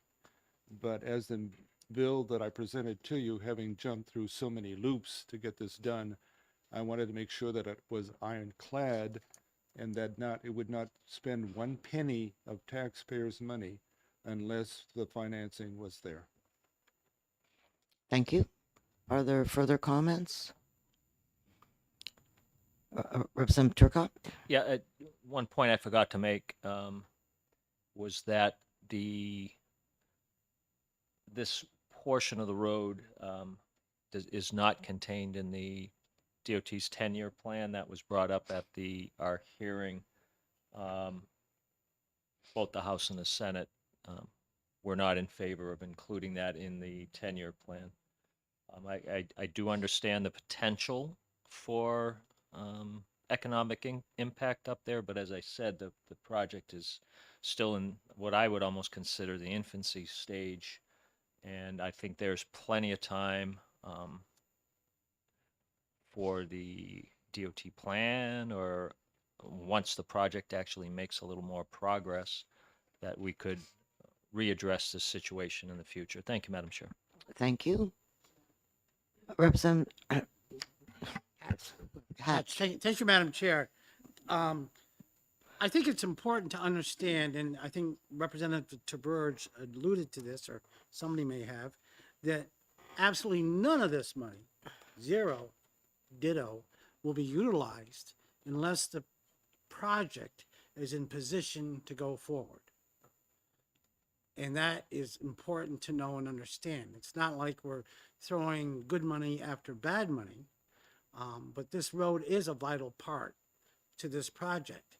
It was once on the 10-year plan, and maybe it belongs here again, but the only reason we have this legislation, it's not there. And just remember that this is not a unheard of proposition by a development. We can go all over this great land of ours in this state and find development after development that has had a road brought up to grade, and prior to being turned back to the community or the state, that process takes place. It's vitally important for the North Country. It's vitally important for the communities, and it's vitally important for the state that this project go forward. And this would really benefit the likelihood of that going forward immensely without costing one penny at this point. Thank you, Madam Chair. Thank you. Are there any further comments? Seeing none, could I have a show of hands on the amendment? Oh, dear. 19 to 2. Oh, wait. No, no. Okay. Oh, maybe one against. Yep. So it's, the vote is 19 in favor and 1 opposed. Did you ask for opposed? Oh, those opposed, did I count wrong? No. You didn't ask for opposed. No. Because, well, those opposed? Nordgren didn't hold her hand up. You're for the amendment? Oh, okay. You know, So 20 to 0. No, No. we're missing 20. Yeah, we're missing. Okay. Now, I need a, motion of ought to pass as amended on SB 401. So moved. Representative Petrie moves. Do I have a second? Second. Representative Lynn.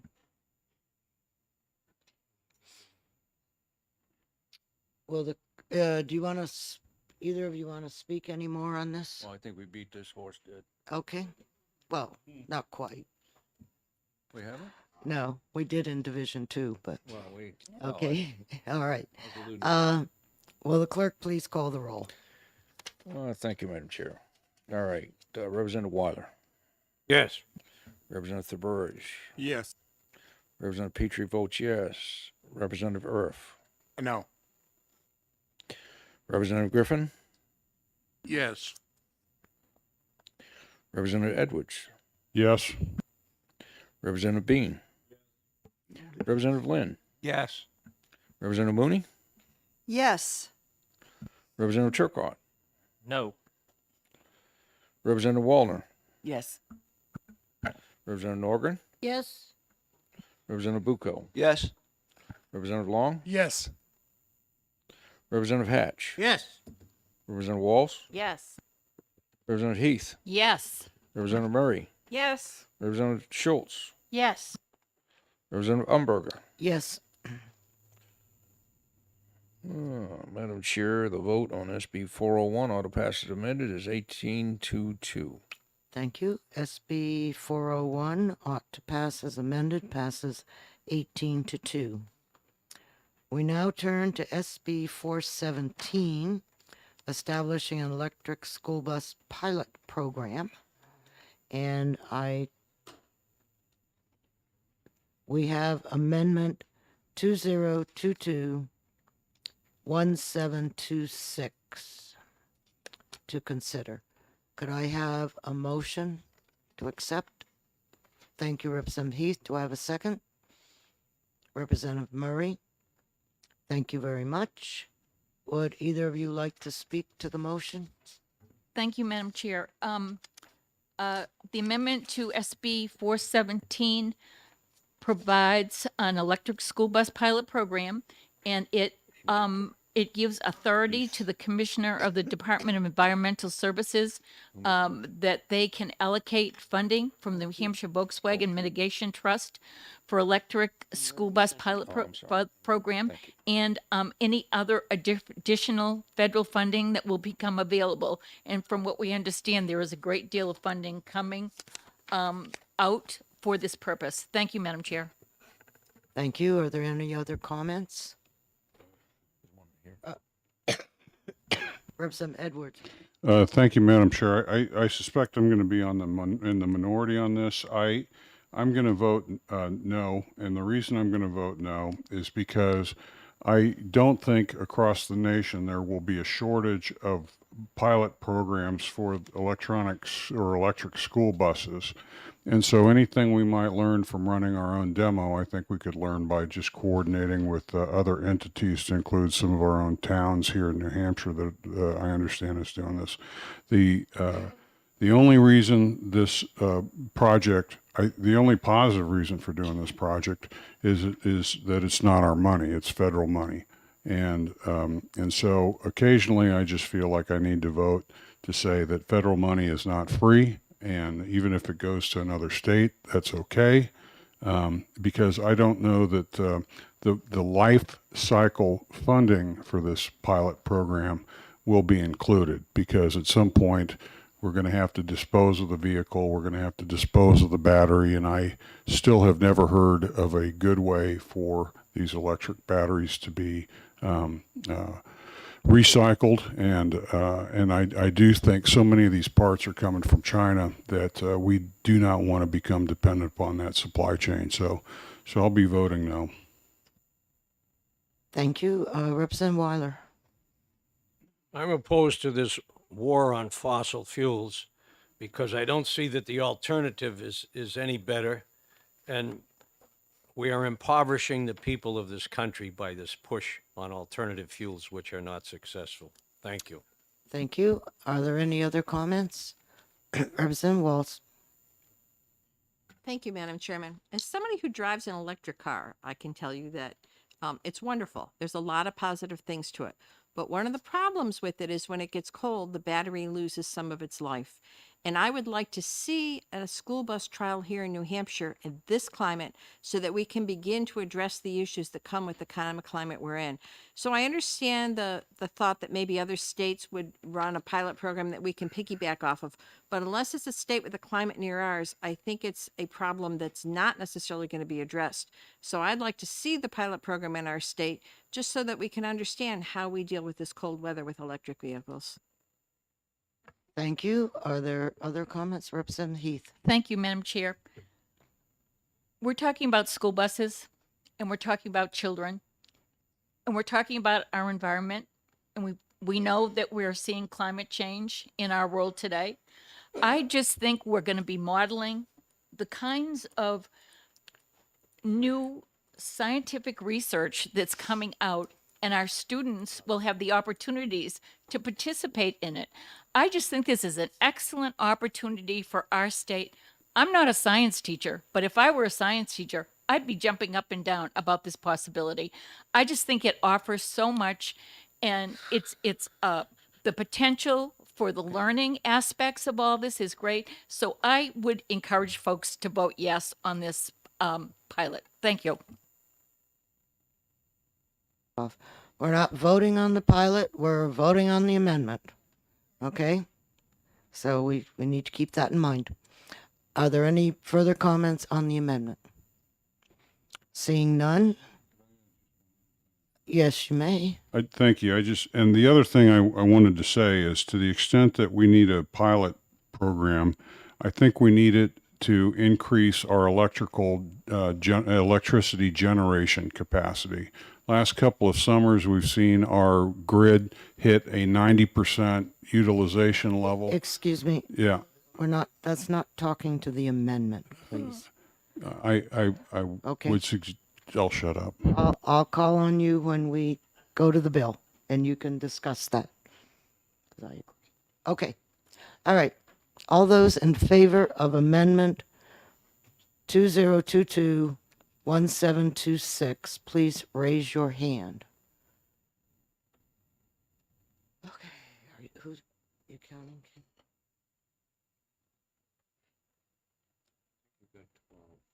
12. 1, 2, 3, 4, 5.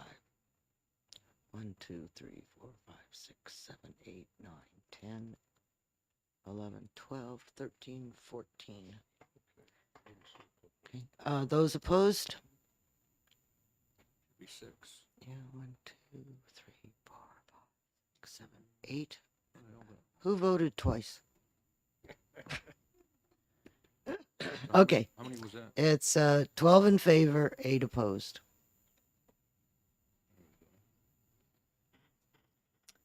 The amendment passes. Representative Heath, would you like to make a motion? Yes, thank you, Madam Chair. I would like to move on Senate Bill 417 as amended OTPA, and I ask for your support. Do I have a second? Representative Murray, thank you. Okay, now, Representative Edwards, you had some comments about the electric pilot program. I did. Thank you for giving me a shot to correct myself. We have so much hope for a clean future based on use of electricity. What it seems to me that people are not paying attention to is, where does that electricity come from? It's still going to have to come from somewhere. I'd like to see us do nukes. I would rather see a pilot project on electrical generation than another way to consume electricity. There's no limit to how we can consume. We need to be producing electricity and put it into the grid. Are there any further comments on SB 417 as amended?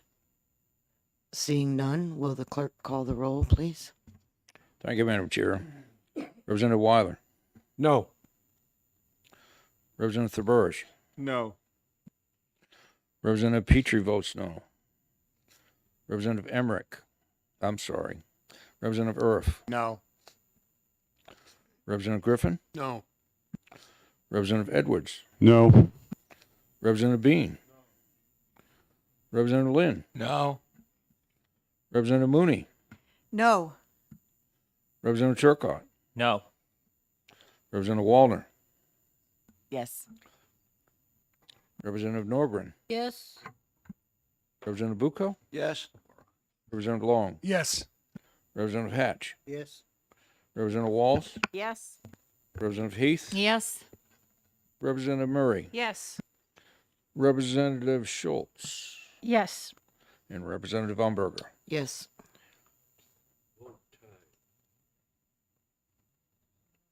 It is tied.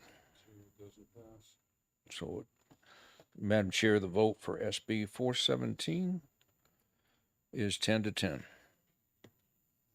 Does not pass. Come to the House with no recommendation. Okay, so, I will need somebody to write the negative side of this. So someone just jump right up and tell me who that is. Don't all sit I there. really have great respect for Representative Turcott and would defer to his excellent writing style. And I was looking towards the excellent speech that Representative Edwards made on the subject. Listen, I don't care who it is. I will write it. I'll write it if you want. I'm happy to write it. Okay, Oh, thank you, great. Representative You, Lynn. you don't have a clerk here, sir, just to remind you. Tonight, before you go home. Okay. All right, we now move to SB 420, establishing an extraordinary need grant for schools. If we check amendment number 2022-1761. Could I have a motion? So moved. Thank you on the amendment. Do I have a second? Representative Heath, thank you very much.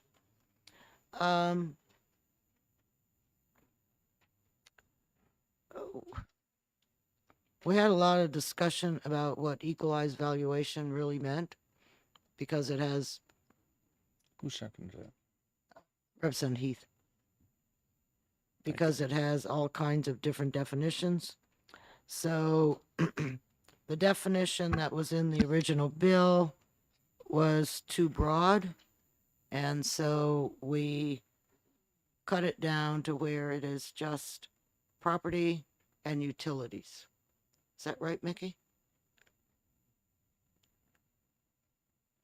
I think it's just property and utilities, right? Oh, yeah. Oh, well, no, I'm talking about the equalized payment, yeah. And as well as the pedo. And so there's that's about the extent of what the amendment is all about.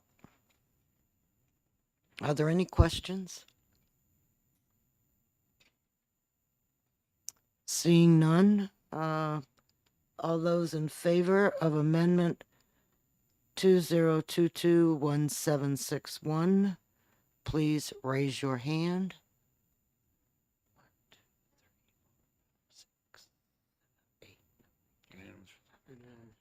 20 to 0. Okay, 20-0. All right, we now move to SB 420 with an ought to pass as amended. So moved. Thank you. Representative Petrie, seconded by, Heath. yep, Representative Heath. Heath or Hatch, either one works. Oh, I didn't. Yeah, I it's, can't see. no, I can't see. it's Heath. This bill came to us for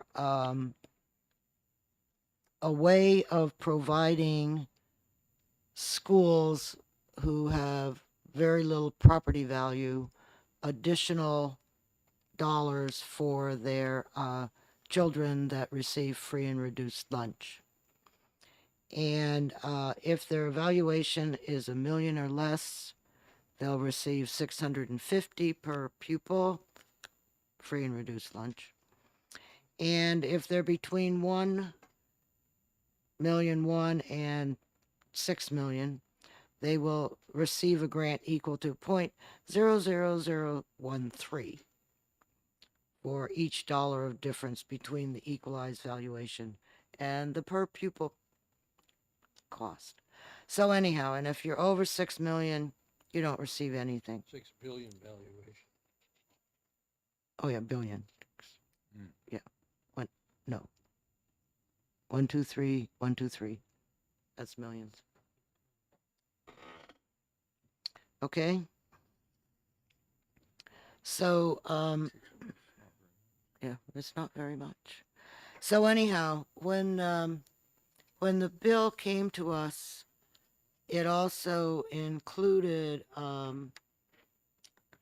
wanting to raise the, amount for special education that was sent to the schools, and that was over $29 million. And we felt that we could not commit ourselves to an additional $29 million out of the education fund in 2024. So this is not a new thought process. We've worked on it several times in various study committees that we've had, and Senator Hennessy is just bringing this to us at this time. So, are there any questions on this bill? Representative Turcott, comments, I should Not say. a question, but a comment, yes. Mhm. Thank you, Madam Chair. I will be voting against it. The total funding on this was somewhere in the neighborhood of 14.6 million, and I apologize, I was writing up the blurb on it, and somehow I lost it. And so my percentages may be a little bit off here, but out of that 14.6 million, 2 cities in the state would get, and I'm going to go off memory here, somewhere around 25% of all that 14.6 million. And when I tallied the 5 top towns who were going to be receiving, it was slightly over 50%. It might have been something like 53. Don't hold me to those numbers. And what was even more remarkable was that over half the towns, at least 50% from just looking at the data we were provided, would get absolutely nothing. Now, I understand the intent of it, but I also understand that this would be on top of every other program that already exists. So in distributing, or as I would say, redistributing these funds, it appears to be going to a select few towns. When you're talking 14.6 million, I just don't think that is fair and equitable. Thank you, Madam Chair. Quite welcome. Are there any other comments? Representative Heath? Thank you, Madam Chair. These funds were meant to be targeted for those school districts with the highest levels of free and reduced lunch students. Therefore, those towns and municipalities that get less, it's because their free and reduced lunch numbers are so low. So I ask for your support for this bill. Thank you. Are there any further comments? Seeing none, will the clerk please call the roll? Thank you, Madam Chair. Representative Weiler. Yes. Representative Burridge. Yes. Representative Petrie votes yes. Representative Earth. No. Representative Griffin. No. Representative Edwards. No. Representative Bean. Representative Lynn. Yes. Representative Mooney. No. Representative Turcott. No. Representative Waldner. Yes. Representative Norgren. Yes. Representative Bucco. Yes. Representative Long. Yes. Representative Hatch. Yes. Representative Walls. Yes. Representative Heath. Yes. Representative Murray. Yes. Representative Schultz. Absolutely. And Representative Valmerka. Yes. Madam Chair, the vote on SB 420, ought to pass as amended, is 14-6.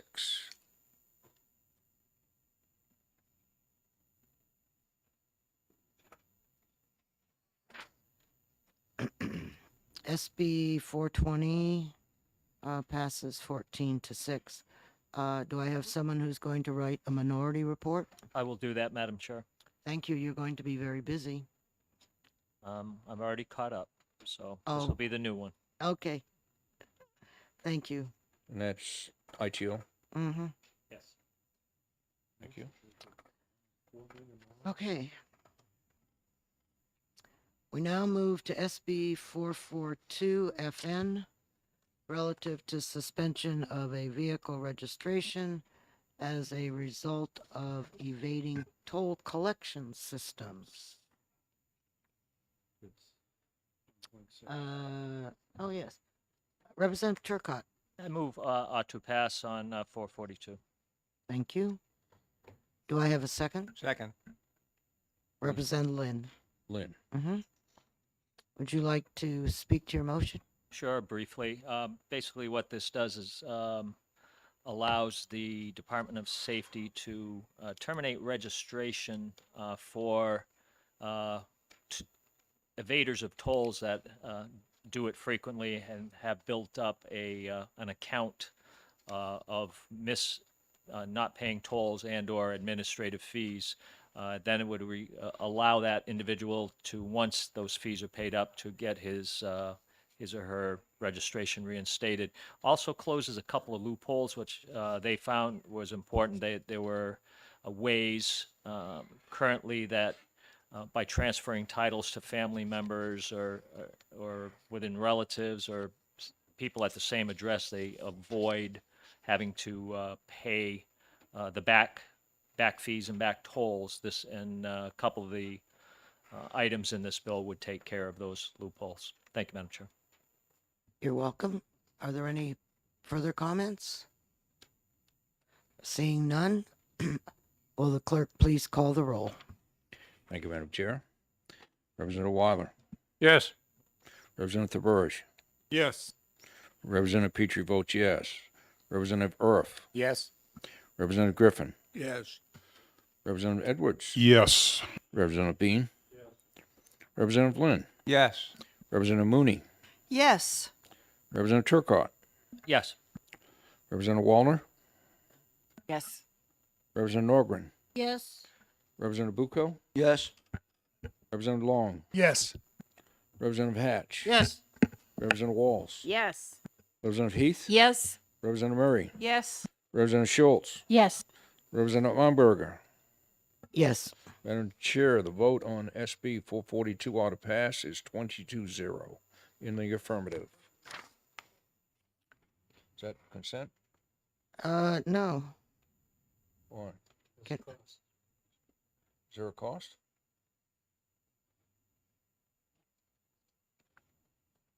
Madam Chair, there is a cost associated with the reprogramming. Oh, I that- believe it yeah. was 250,000 or something like that. It's not a lot, but yes. Okay. 10-minute break. We have managed to do an hour in Division 1, an hour in Division 2. So Division 3, I am looking forward to 1 hour. No, Oh, no. no, Can't do that. no. Let's see. Okay, so that's that. Yeah, it's 5:30. We started on the hour. We started at 3. We started at 3. We were No.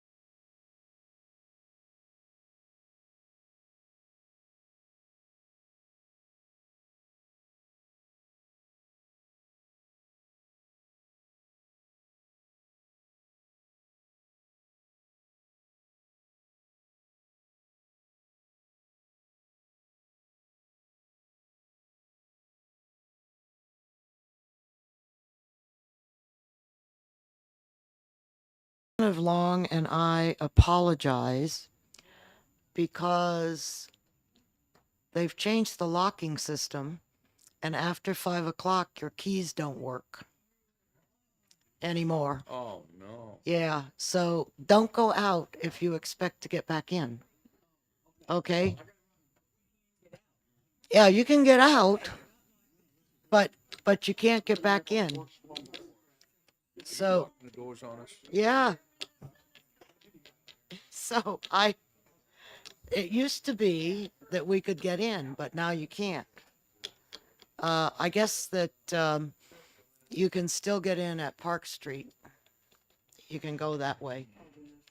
And yeah, over there. I hope they change it before committees of conference. You know, when people are here late hours in committees of conference, I hope we can get in. I'm just telling you. Not only that, you need to write down the phone number so they can unlock the door for you, which we didn't do. Okay. Sorry for the delay. All right. We now turn to SB 275, relative to the Opioid Abatement Trust Fund. And I will amendment 1775. I will call on Representative Edwards. So, Madam Chair, for for the amendment to 275, I have the most current version Okay. as 2022-1831, and it should be in everyone's packets. Yes, it Right. is. Okay. So we're talking about 1831.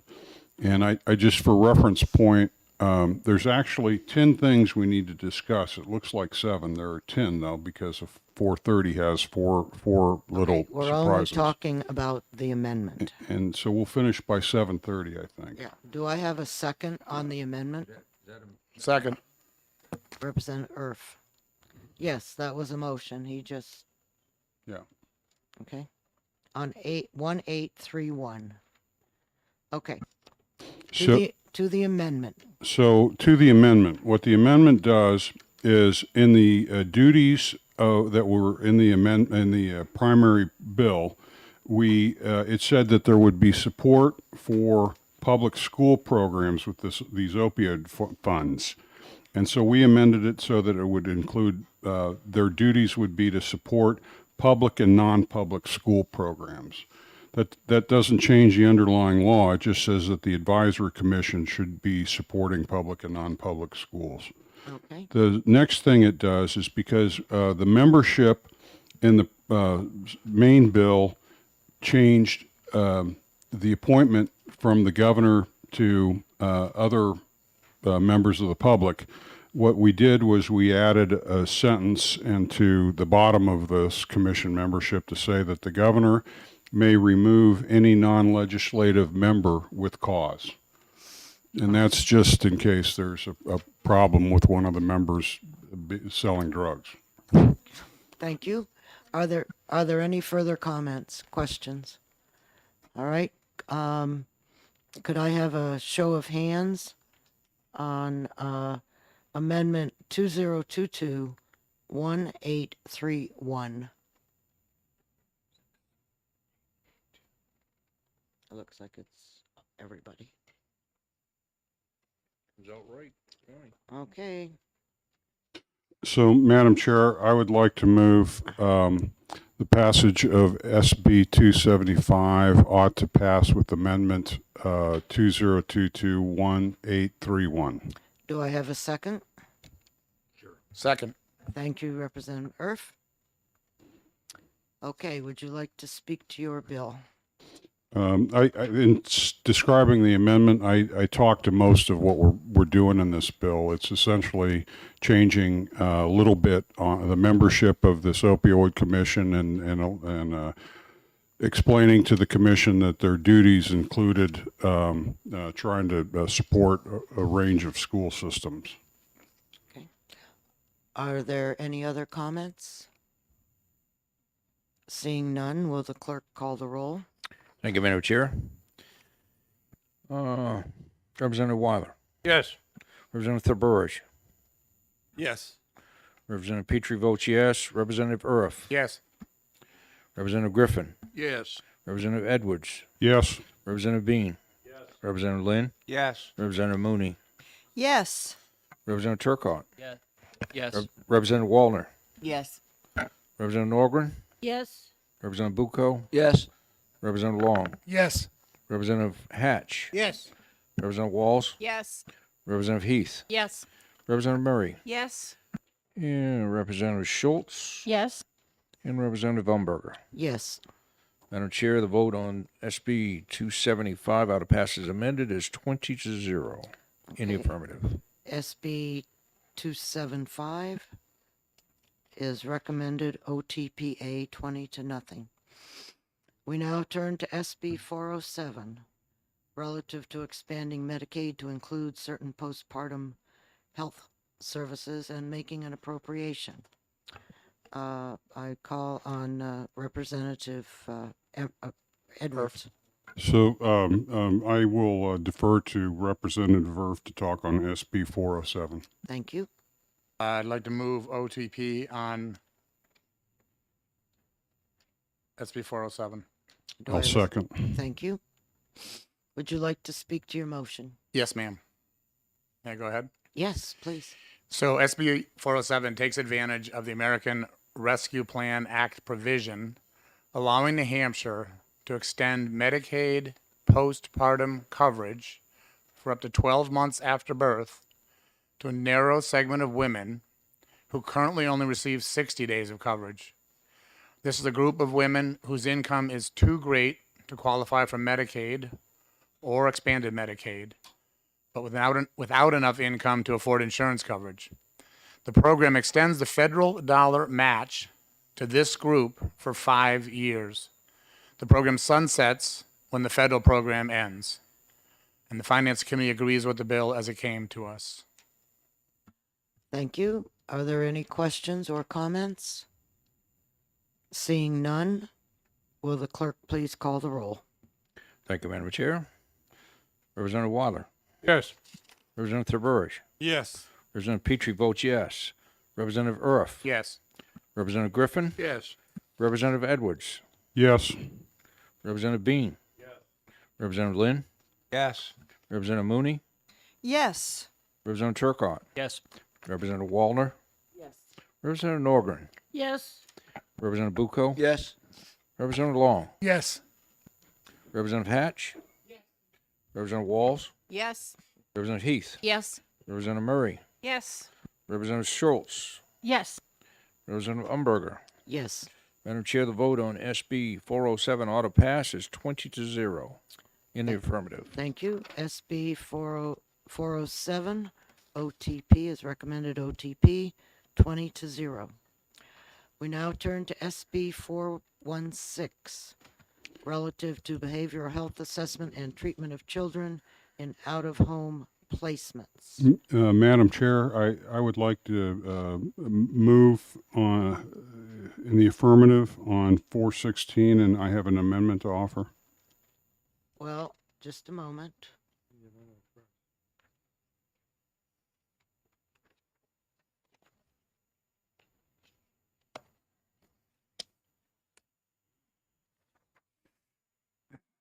Okay, would you like to move the amendment, Yes, ma'am. 1786? I move passage of 2022-1786 hotel. Do I have a second? Thank you. Representative Wallner. Would you like to speak to the amendment, please? Yes, ma'am. This is a very simple fix. What we did was to clarify what the intent, the actual intent was. We didn't change the intent. We added the phrase that if a functional behavioral assessment exists for a student, and then if the IEP team has determined a positive intervention, we wanted to make sure that the IEP team knew that if there wasn't a functional behavioral assessment available at the time, this was not creating a requirement for one. In the main bill itself, there are other provisions about Please, when a please functional don't behavior. talk about the main bill. I'm at this trying point. not to. I'm trying to describe what I'm not going to talk about. Thank you. Are there any other questions or comments on the amendment 1786H? Seeing none, could I have a show of hands to accept the amendment?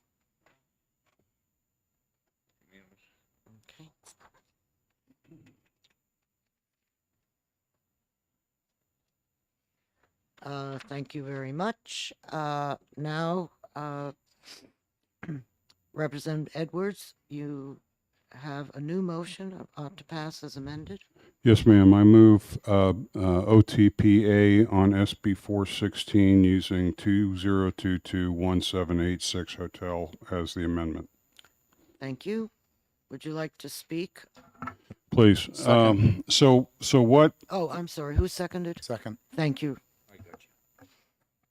I read your mind. Go ahead. Sorry. Okay, so what we're trying to do here is conduct a good functional behavioral assessment earlier on in the process. There was there has been a gray zone where the localities had clear obligations of when they should conduct a functional behavior assessment, but there was some gray area about when the state was responsible for it. So what this bill did was it clarified that the state is responsible for providing a functional behavior assessment in particular scenarios.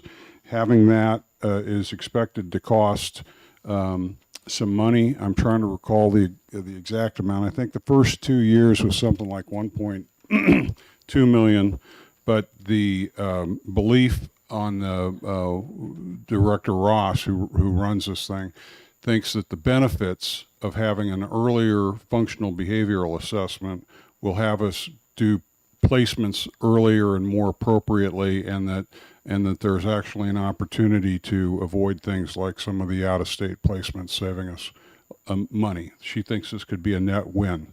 So the finance group looked at it on whether or not that investment was going to have a return on it, and if it was adding value, and we determined that it did. Thank you. Are there any other comments on SB 416 as amended? Seeing none, will the clerk call the roll, please? Thank you, Madam Chair. Representative Weiler. Yes. Representative Burrish. Yes. Representative Petrie votes yes. Representative Urf. Yes. Representative Griffin. Yes. Representative Edwards. Yes. Representative Bean. Representative Lynn. Yes. Representative Mooney. Yes. Representative Turcott. Yes. Representative Wallner. Yes. Representative Norgren. Yes. Representative Bucco. Yes. Representative Long. Yes. Representative Hatch. Yes. Representative Walsh. Yes. Representative Heath. Yes. Representative Murray. Yes. Representative Schultz. Yes. And Representative Umberger. Yes. Madam Chair, the vote on SB 416 ought to pass as amended is 20-0 in the affirmative. Thank you. SB 416, recommended OTPA, 20-0. We now turn to SB 430, relative to Health and Human Services. Just I will call on is there an amendment to this? there are four actually. Oh, okay. They're kind of short. Only All one right. of them is controversial. So could I have a motion on 2022-1071? I'll let Representative Urf make the So motion. moved. Seconded. Thank you. Would you like to speak to your motion? Yes, ma'am. Thank you. So this section 29 of this multi-part HB 430 was a change was requested by the Department of Health and Human Services. The section relates to reviewing and investigating all records of the New Hampshire Hospital and related, and they wanted to add in the Hampstead Hospital, this is a quote, the Hampstead Hospital or other state-owned facilities that provide child inpatient psychiatric treatment within the state mental health system. And it relates to their being able to start basically working on the contract to make recommendations regarding pricing and so on and so forth, charge of care and all that. Thank you. Are there any other comments? Yes. Just procedural. I think that the motion was made on Amendment 1071, but I think it's we're one talking seven about. z- yeah, 1701. Okay, just wanted to make sure 1701. for the record. Sorry if I Thank spoke you. incorrectly. It's me. Okay, the record's correct. Thank you, Representative Schultz. Okay, all those, certainly. Everything that Representative Earth said is true. The downside is if we don't pass this, what we're asking DHHS to do is to go ahead and begin negotiating commercial rates before we've closed the final deal on Hampstead. And so this legislation is needed to allow them to get in front of the process enough so that if we do close, we'll have the commercial rates negotiated upon opening. So that's why you're seeing Hampstead Hospital this early in the process. I recommend you vote yes. Thank you. Any other comments? Seeing none, could I have a show of hands?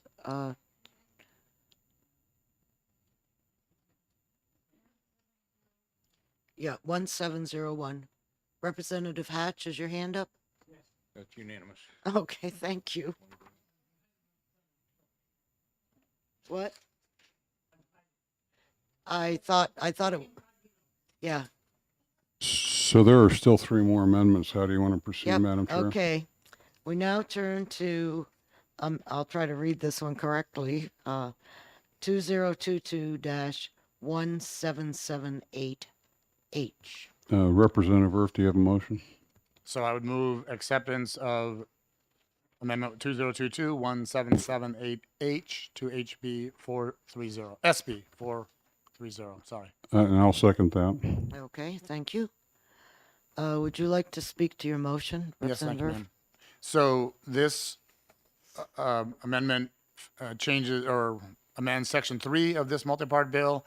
That section is developing a pilot program to provide services for individuals with developmental disabilities between 18 and 21 years of age who are enrolled in school and determined eligible for services that are not the responsibility of a local education agency, another state agency, or another division of the department. Participation in the program shall be limited to not more than 20 eligible individuals. The only thing we changed in this section was allowing the funds to lapse, as is typically the case. Thank you, Okay. Madam Chair. Is there anything else in the remainder of the amendment? Well, the amendment's huge, but it's basically replacing something that's already in the bill. And the only thing that we replaced was literally we took out the words "and the fund shall be non-lapsing." Okay, so everything else that's here, Was in the original bill as approved by the policy committee that came to us. okay.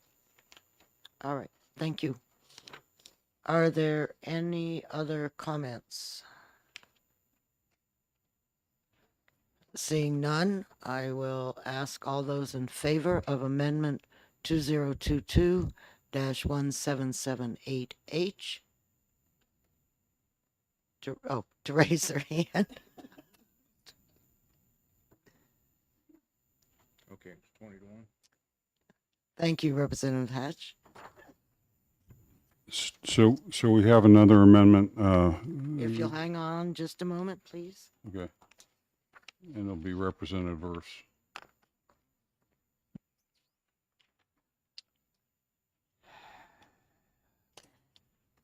All right, this is Amendment 2022-1823. I believe we're talking about 1783, Madam Chair. That's not the one I have. There is also Oh. a 1823, but it's subsequent to this one, I believe. Oh, I thought that was part of that last one. No, okay, excuse me. All right, this is 1783. So I would move Amendment 2022-1783H to SB 430. Do I have a second? Second. Thank you. Yes, ma'am. I'd love to speak to it. I thought so. So this deletes section 6 of the multi-part SB 430. That section was changing the reporting that DHHS does related to the Medicaid Family Planning Services annual report, and it essentially removed the annual report. So by deleting it, we are effectively leaving the annual report of the Medicaid Family Planning Services in place. Okay. Are there any further comments on Amendment 1783? Seeing none, all those in favor, please raise your hand. Opposed?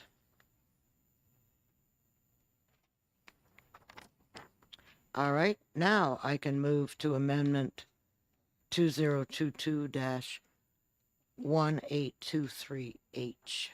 Is this you again, Representative Earth? No, this one's mine. Okay, Representative Edwards. I would like to move passage of 2022-1823, Second. Thank you. and I'd like to speak to that. Yes, you may. Now, I'm gonna back up and give a little bit of background on this because the background I think is relevant. This language may look familiar to you all because this language is identical all the way down to the final comma to House Bill 1044. 1044 was passed by the House, sent to the Senate. The Senate took it and put it into interim study. It's become a topic of interest that the House would like to discuss this in a committee of conference, and so we've been asked to take another run up the hill on this.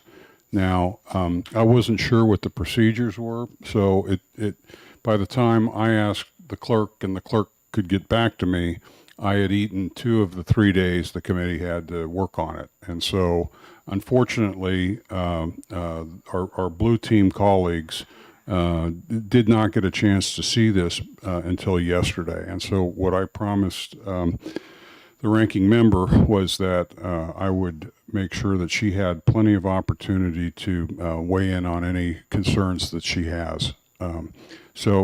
But what does it do first? And then we can talk about why it's bad. But what it does first is it basically exempts health facilities that are membership based or predicated on a direct payment business model from having to meet the requirement to provide services to all persons. So it does not become does not, like we do with our other facilities, does not require them to participate in sort of an urgent care setting. And so some concerns were raised that this bill would put pressure on our critical care facilities because these this group of facilities that operate in a different business model may have unfair competitive advantage that could cause our critical care facilities to go belly up. And no one wants that. No one wants that. So I checked, and there is still that provision in New Hampshire law that no competitive facilities for service can operate within 15 miles unless it's permitted by the state. I'm unaware of any being permitted by the state. And because this is a new business model that we're trying to grow, some of us are trying to grow as an alternative to the fee-for-service systems, we wanted to exempt them from having to treat people who are not in their membership or are not enrolled in their direct pay method. So I think this is a good thing. Representative McLean introduced it in the House. It passed the House, and with that, I guess Representative Weiler, you're the acting chair. Could we allow Representative Wallner the time she wants to talk to this? Representative Wallner is recognized. Thank you. Well, I do have a lot of concerns about this from the standpoint that these providers will not be required, like all of our other healthcare providers, to accept Medicaid. And this really could leave a burden on our healthcare system. Most of the hospitals that have spoken to us oppose this piece of legislation. And I am concerned about the Department of Health and Human Services being able to really monitor this, and they do the licensing of healthcare facilities, and I think this is going to be a whole new area that they are going to have to be licensing. So I'm concerned about. One thing that's very concerning is the quick turnaround time and the time that the department would need to really be able to license this type of facility. I think it sets up a very dangerous precedent to be setting up a group of healthcare providers who will not have to accept Medicaid eligible clients. And I think it's something that we need to give a lot of thought to. And as Chairman Edwards said, this sort of came in at the last minute, though it was a bill that passed the House, which is now in the Senate. So I assume that there will be ample opportunity to keep discussing it with the Senate. Any other comments? I have one, and I said it at the division work session. All these other hospitals that get a break because they have emergency rooms, they don't pay property taxes. They don't pay meals and rooms taxes. They don't pay business profits tax. So they get a big break worth millions of dollars, and in return, we expect them to hold emergency services available for anybody that walks in. And it isn't as if they do treatment for zero, because they all get Medicaid.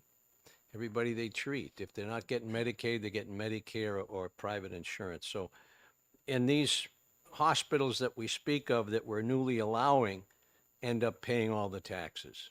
So I think there's a balance in my mind there to what we require of the others, and the fact that they don't want competition. They're forgetting all the breaks we give them that should be helping them to pay for the care that they call free but is all charged to Medicaid. Anybody else? Representative Hatch. Thank you, Mr. Chair. I just, this isn't my area of endeavor, but I have worked with hospitals in the past, and our nonprofit hospitals, though they may not pay property taxes and the BET and a few other taxes, they do add to the community tremendously. And you might find a few non-proprietary places pay in lieu of taxes to local communities, and they help support the tax base in that community tremendously. They also treat people, you say they charge for it and charge dearly. Maybe they do, but they also treat people without charging for it. They also give free care. And we know this very well because every year or every budget cycle, we look at uncompensated care. And that's exactly what that is. It's these institutions brought these people in and gave them care without any reimbursement for doing so, where your proprietary hospital isn't required to do that. So what happens is, my concern, and that's above my pay grade to figure this out exactly, and I think maybe this is why maybe our HHS department needs to time to figure this out, is there's only so many dollars there for reimbursement, period. And there's only so many dollars that our non-proprietary hospitals get. Now, one thing they depend on is I have private insurance. My insurance pays my local hospital full tilt. All right? I may have a copay on a few, but they pay them full tilt.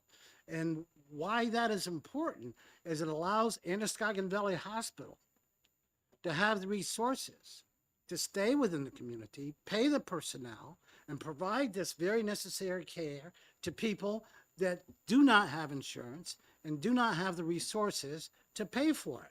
They die. It sounds dramatic, but I've seen it firsthand. It's the real deal. My sons were EMTs. More than once, they've taken people with no resources up to our local hospitals. They got the care they needed. And why did they get that care?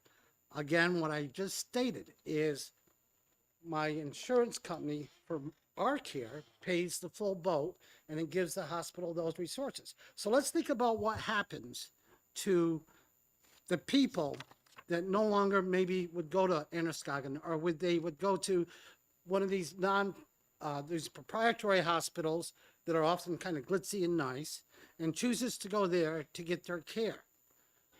Say I do, all right?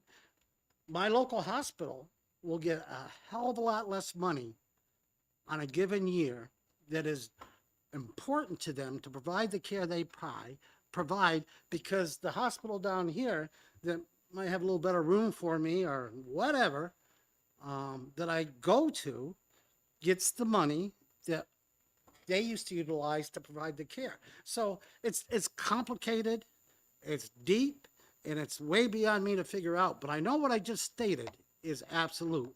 And I do know of areas where these types of hospitals went into, and the ones that provide the free care, whatever that is, or provide the community the needed services that it needs, so people maybe don't die so often on the street, will not survive. And that's real stuff. That's real stuff. And I think we should allow some time to figure this out. Thank you, Mr. Chair. Anyone else? Representative Lynn.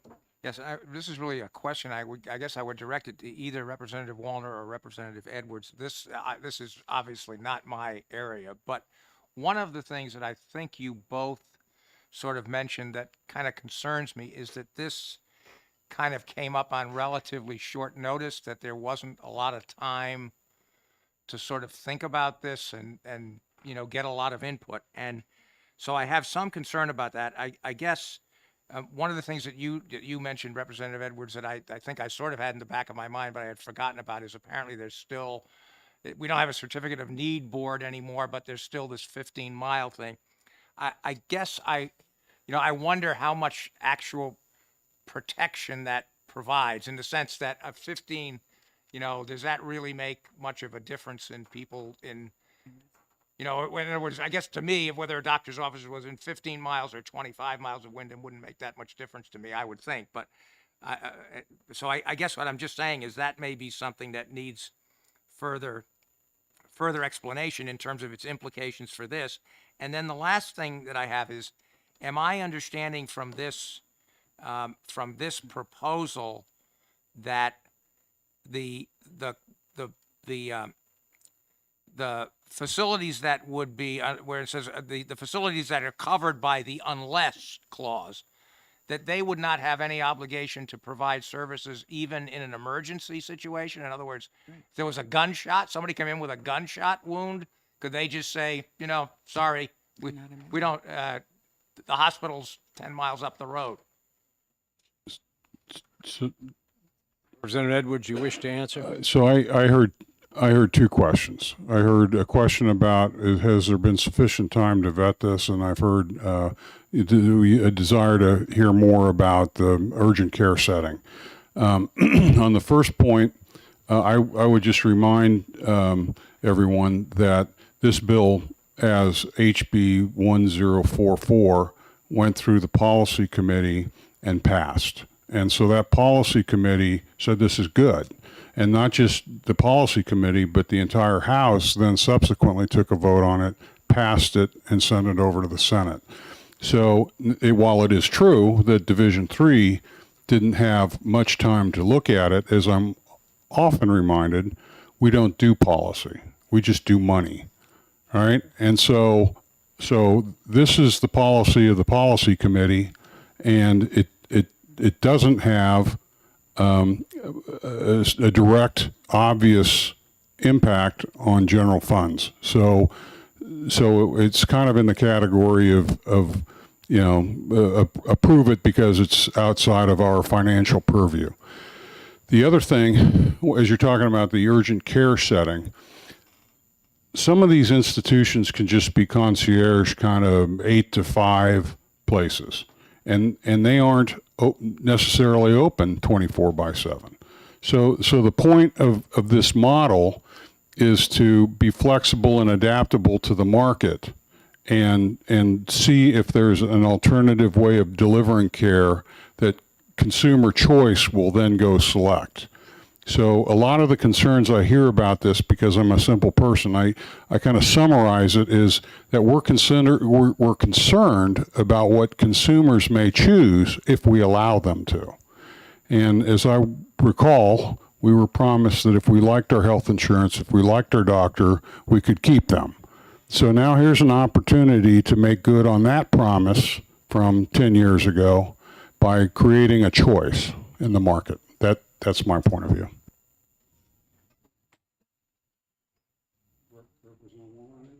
Representative Wallner? Thank you.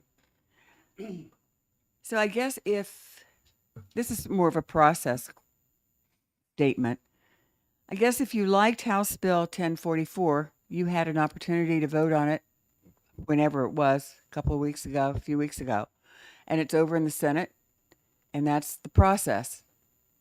It was strictly a policy bill, and it went straight to the floor and had a vote on the policy, and it's over there. And if you like that policy, it passed, and it's on its way to the Senate. But before us, we have a bill that contains a lot of really important pieces of legislation. The department has been working on this bill during this whole session. And if you look and we read through the bill, you'll see there's a variety of things in this bill that need to happen. It's a very important piece of legislation. And I feel it is really an abuse of the process to bring in a bill, a standalone bill, and put it into a bill that is so important to the Department of Health and Human Services. And it certainly isn't something that they have asked for, need, or want. It'll probably only end up causing them a lot of grief, to tell you the truth. And for that reason, I really feel it is really outside of the Finance Committee's jurisdiction to be adding this piece, which is strictly policy. If there was a financial part of this, I might understand how it would fit. But I can't even make there's not even a financial argument here.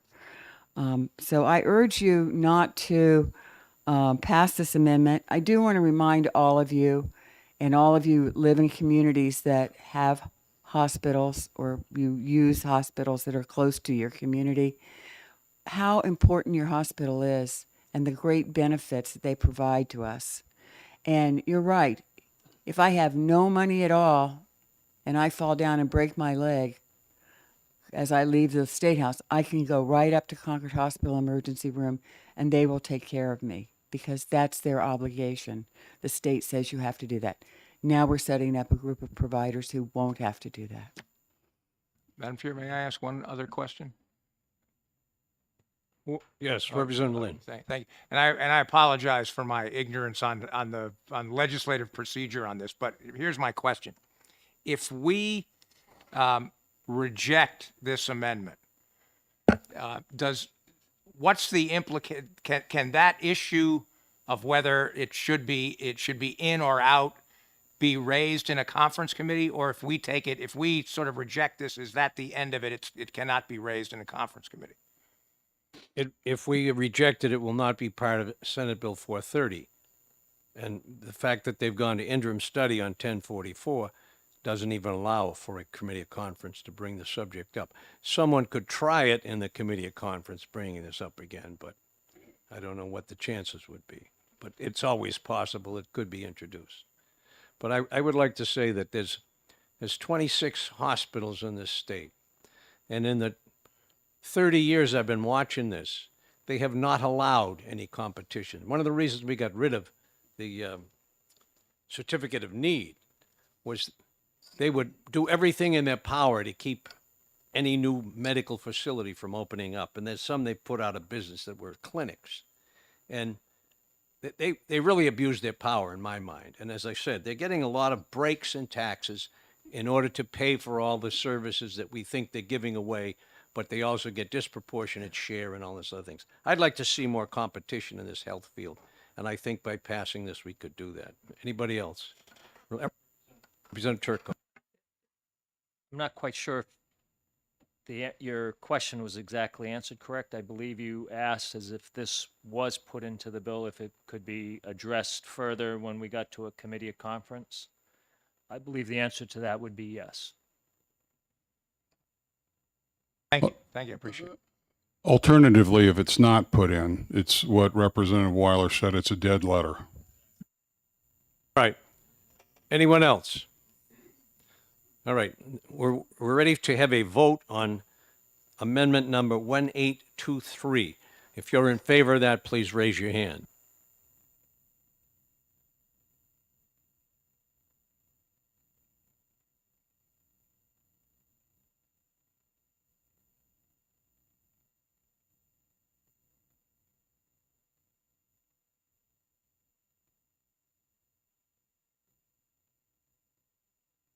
All those opposed?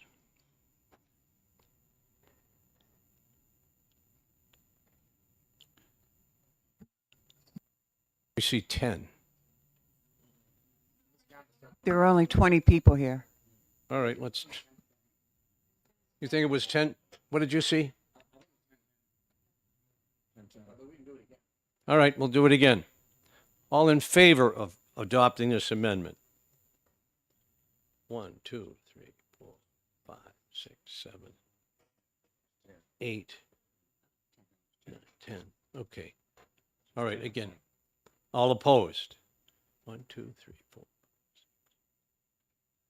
10 it is, 10 to 10.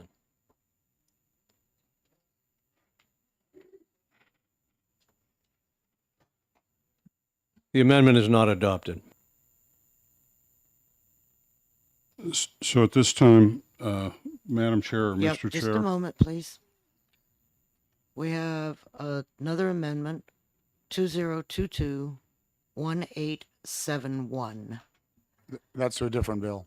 Oh, Ma'am. is it? Yeah, that's Oh, 459. I'm sorry. I think we're done with the amendments. Okay, excuse me. I can't read. I've dyslexia and I can't read. So I'm having a heck of a time.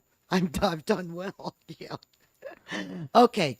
I think we need an OTPA motion. Yes, ma'am. I motion OTPA with the three amendments that passed, ending in 1701, 1778, 1783, and not including the last one, 1823. Second. Okay. I have a, would you like to speak to your motion, Representative Edwards? No, ma'am, because there's 50 parts to 430, and basically it's that part was vetted in 11 hours by HHS, and so I'm going to take them at their word. Okay. Is there anyone else that would like to speak to this? Representative Mooney. Thank you, Madam Chair. Just to add, I was actually substituting on Health and Human Services the day this was introduced. I got a real good overview, sat there for 11 hours, and I will definitely be voting ought to pass with amendments. Thank you. Okay, anyone else? Seeing none, will the clerk please call the roll? Thank you, Madam Chair. Okay, wait. Yeah, you have all the amendments down, right? I do. Okay. Representative Weiler. Yes. Representative DeBurge. Yes. Representative Petrie votes yes. Representative Earth. Yes. Representative Griffin. Yes. Representative Edwards. Yes. Representative Bean. Yes. Representative Lynn. Yes. Representative Mooney. Yes. Representative Turcott. Yes. Representative Wallner. Yes. Representative Norgren. Yes. Representative Bucco. Yes. Representative Long. Yes. Representative Hatch. Yes. Representative Walsh. Yes. Representative Heath. Yes. Representative Murray. Yes. Representative Schultz. Yes. Representative Umberger. Yes. Madam Chair, the vote on Senate Bill 430 ought to pass with amendments 1701, 1778, and 1783. Passes. Thank you. SB 430 ought to pass as amended, 20-0. We now turn to SB 444, and I need a motion. Representative Edwards, Madam Chair, I'll look to Representative Wallner to offer her motion. thank you. I move that Senate Bill 444 FN be ought to pass. Second. Representative Erf, second. Representative Wallner, would you like to speak to your amendment? Or to your amendment to the bill? To the bill. Yes, briefly. This bill is about children who have adverse childhood experiences. And the bill would provide services for those children and their families.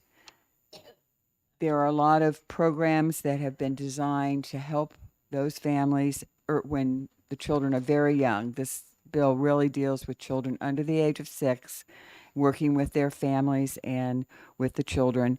It does have an appropriation in it of $2.75 million. So with those funds, there will be a pilot program that will support children age 0 to 8 with who have been exposed to adverse childhood events. And those kinds of experiences are things like children who were born of drug-addicted parents or alcoholism, or children who very early have been abused or neglected in their family. So it will provide services for them. It also will provide $700,000 to start to build a workforce around parent-child psychotherapy. Right now, there's very few people working in this field, and this will help to build that field. $500,000 will be to support children's behavioral health providers and training them. And $1 million will be spent to support family resource centers. And those are places where families can go to get assistance. All families can use them. Families with children who are having difficulties and have had bad experiences in early childhood really benefit from these programs. So hope you'll support it. Thank you. Are there any other comments? Representative Erf. Thank you, Madam Chair. I believe the actual number is $1.7 million. I think 2 of the 4 programs were actually removed before it got to us. But more importantly, all of these funds are American Rescue Plan Act funds, not general funds. Thank you, Madam Chair. Okay. Are there further comments? Representative Turcott, sorry. To either of the 2 representatives, mentions ARPA funds, and should ARPA funds run out at some point in the future for this program? Does this program, it notes that it is a pilot program, is there a drop-dead date on this program?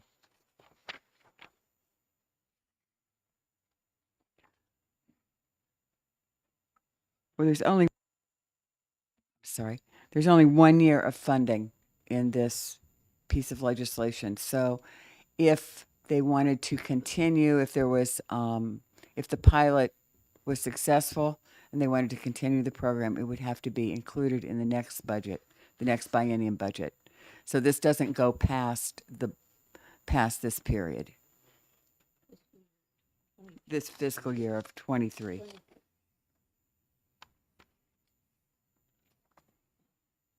Representative Bears. Thank you, Madam Chair. I was reading the methodology, and it says if the ARP funds are not available, any other federal funds may be used. doesn't have to be specific to a certain, like, health related or something, not just any in general, is it? Is that legal? Well, I imagine they would have to use funds that the federal government had set aside for this type of program. They wouldn't be able to use highway funds or. Yeah, well, I was confused, thank you, because this is any, federal funds. Right. I Okay. think the Department of Health and Human Services would have to look into the funds that would be available for this type of program. Okay, thank you. Are there further questions? Seeing none, will the clerk please call the roll? Thank you, Madam Chair. Representative Weiler. Yes. Representative Burge. Yes. Representative Petrie votes yes. Representative Earth. Yes. Representative Griffin. Yes. Representative Edwards. Yes. Representative Bean. Representative Lynn. No. Representative Mooney. Yes. Representative Turcott. No. Representative Wallner. Yes. Representative Norgren. Yes. Representative Bucco. Yes. Representative Long. Yes. Representative Hatch. Yes. Representative Walsh. Yes. Representative Heath. Yes. Representative Murray. Yes. Representative Schultz. Yes. Representative Umberger. Yes. Madam Chair, the vote for SB 444 ought to pass is 18-2 in the affirmative. Thank you. SB 444, OTP, and for the vote of 18-2. We now turn to SB 458, FN, relative to Sununu Youth Service Center operations and a replacement secure facility. Representative Erf, would you like to make a motion? Yes, Madam Chair. I'd like to move SB 458 ought to pass. Do I have a second? Second. Thank you. Representative Weiler. Would you like to speak to your motion? Yes, thank you, Madam Chair. So now we get to the easy one. Division 3 voted 6-1 to adopt the Children and Family Law Policy Committee recommendation in full. It passed the House on a 244 to 88 vote. It contains two parts. First, it added HB 254, which passed the House on a 264 to 87 vote. HB 254 continues the legislature's long-standing philosophy of reducing the types of criminal activities for which commitment to the Sununu Center is possible, in favor of treating as many of these children as possible in the community. Second, the bill provides for a new 6-bed replacement facility for the Sununu Center. Division 3 looked to the Department of Health and Human Services for guidance on the cost of construction of a 6-bed facility, but we're told the time frame was too short to address this. Much of the SB 458 discussion in the division centered around the 6-bed replacement facility for the Sununu Center put forth by the Policy Committee. Director Ribson related how during his tenure, which I believe is 4 or 5 years, the census at the Sununu Center has decreased from something over 70 when he arrived to 11 as of March 24th of this year. He also related that the substantial investment New Hampshire is making in the system of care for youth should continue this downward trend over the next 4 to 5 years, as younger minors are drawn into the system at a younger age when the system is better able to impact their lives and their environment. This is likely to bring the census down into the lower end of the ranges being discussed over this time period. This points to the need for us to be careful not to invest dollars in an overly large facility. Given the downward trend in need for a Sununu-style lockdown facility over the past few years, the anticipated effect of HB 254, and the anticipated continuation of this trend as the system of care continues to build out, we should be looking to the future and not the present in making determinations about what to build as a replacement. The House Policy Committee allowed for the same final completion date as the Senate, 2026. This is fully 4 years from now. In the 2026 timeframe, a 6-bed facility is realistic. This would lower the cost of construction relative to a larger facility and lower the staffing costs somewhat. Thank you, Madam Chair. Thank you. Are there any questions or comments? Representative Edwards. The other one. Yeah, the other one. Okay, so I'm the only one that voted against this in Division 3. And I voted against it because I did not hear the department say that 6 was achievable.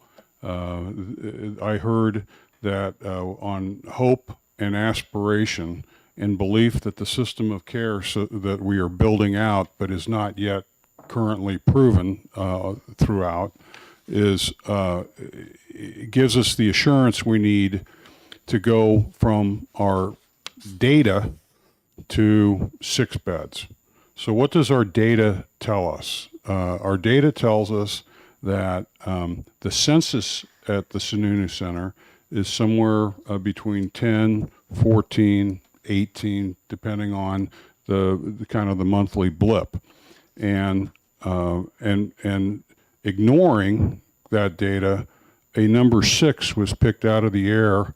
If you listen to the exec session by Children and Family Law, the chairman basically said as much, that let's just make it 6 and then let finance negotiate it up from there. And so I read that as an abdication of our responsibility to plan effectively, to communicate clearly to the Senate what we think, and it's an abdication of our responsibility to public safety.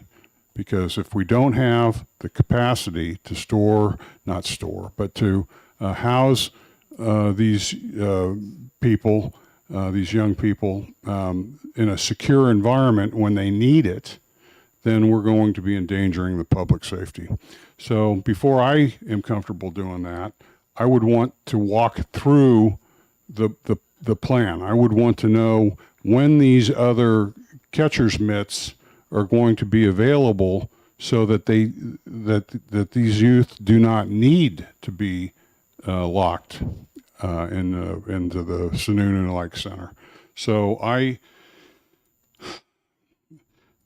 in the last 2 years, this is the low point of the term for me, having this bill come out this way. I'm really just disappointed in it. Thank you for your comments. Are there any other comments? Representative Lynn. Yes, thank you, Madam Chair. I have to say respectfully that I really think this bill is not ready for prime time. As you know, I made my pitch on the floor with both 254 and this, and the part of this bill that essentially added 254. And I would note Representative Erf mentioned the various votes. In the vote, the last time that this bill was up, the vote at least in my caucus was over 80% of the people in my caucus agreed with my position on the bill. Nonetheless, that that doesn't mean the bill didn't pass. But I would raise a couple of things that I think I hope you'll consider, because I think they're very important. First of all, as I said before, adopting this bill will make us, as far as I know, will make us the only state in the country that says that a minor can never be committed to a juvenile facility for a property-related crime, no matter how serious, how much property is taken, how much property is damaged. And incidentally on that, one of the things that I hope you'll think about, I went to the Division 3 hearing on this, and as you know, this bill, the 254 section of this bill says a minor can never be committed for a misdemeanor. Well, lo and behold, at that hearing, one of the people from the Disabilities Rights Center, this is not someone who normally I'm on the same wavelength with, but one of the people from the Disabilities Rights Center said, please don't make this only felonies, because if it has to be a felony for somebody to be committed, what's going to happen is prosecutors and judges are going to make something that might be negotiated down to a misdemeanor. They're going to treat it as a felony if that's the only way that somebody can be committed, and they believe that there needs to be a commitment. This wasn't a particular argument of mine. It was an argument of the Disabilities Rights Center. Despite the fact that I lost on the floor, as I said before, I voted for the bill, the basic bill itself, because I believed that we really did need to do something about the Sununu Center. I was thinking that, there would be some negotiation before this committee of having of exactly how many beds it should be, something more than 6. But it didn't turn out that way. I would just note finally, the final point I would make is my recollection is consistent with Representative Edwards in terms of what Mr. Ribson said about a 6-bed facility. And I would note, in support of my recollection being correct, that after the committee took its vote, as I was sitting in the back, as Mr. Ribson was leaving, he turned to me and said, "This is nuts." So for all of those reasons, I simply cannot support this bill. Are there any other comments? Seeing none? Oh, I'm sorry, Representative Wallner. I just want to add one small thing, but it's not really small, but it's just something for us all to remember that we have been working on building out the system of care. And right now we have in contract, and we learned this from Mr. Ripson, over 400 beds in group homes at all different levels in the state. But presently, there's probably only 300, between 280 and 320 children in those beds. So we do have capacity in our group homes to provide living situations, residential care for children who do not need to be at the Sununu Center, but do need residential care. So there is capacity.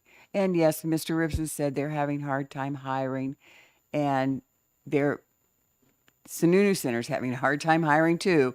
Everybody's having a hard time hiring. So that's, but we do have a contract with about 400 beds in it that we have available. Representative Edwards? Thank you. I would ask Representative Wallner if she could clarify her use of the word all.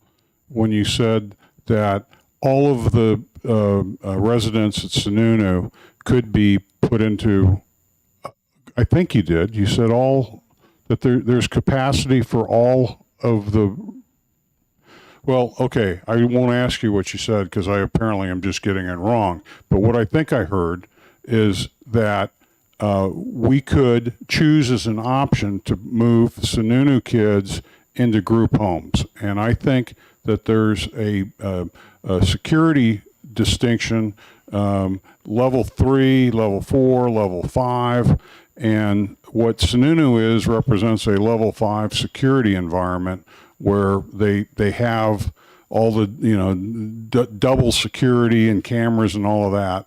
And the best we have in a group home situation is a level 4. So if we have an excess of 6 kids that need level 5 security and we move them into a level 4, that is the exact threat to public safety that has me concerned. Representative Wallner? I did think I heard Director Ripson say that often children leave the Sununu Center and go into group homes. So a lot of the goal is to try to move the kids out of the Sununu Center and into, maybe they go into a level 4 or level 3 group home, so that we try to move them out into the community as quick as we can. So having a small facility for those most serious, violent children, those are the way. Okay, Representative Edwards? So I agree with you that the goal is to do a step down into less secure environments, but my point remains. If there is a 7th kid that needs level 5, we don't have an answer for that 7th kid. So anytime you move that incremental individual from needing level 5 into a lower level of security, you're adding public safety risk in the equation. That's all I'm saying. And you're absolutely right. We want to step these kids down. We want them to feel warmth and love, but some of these kids are just not good players.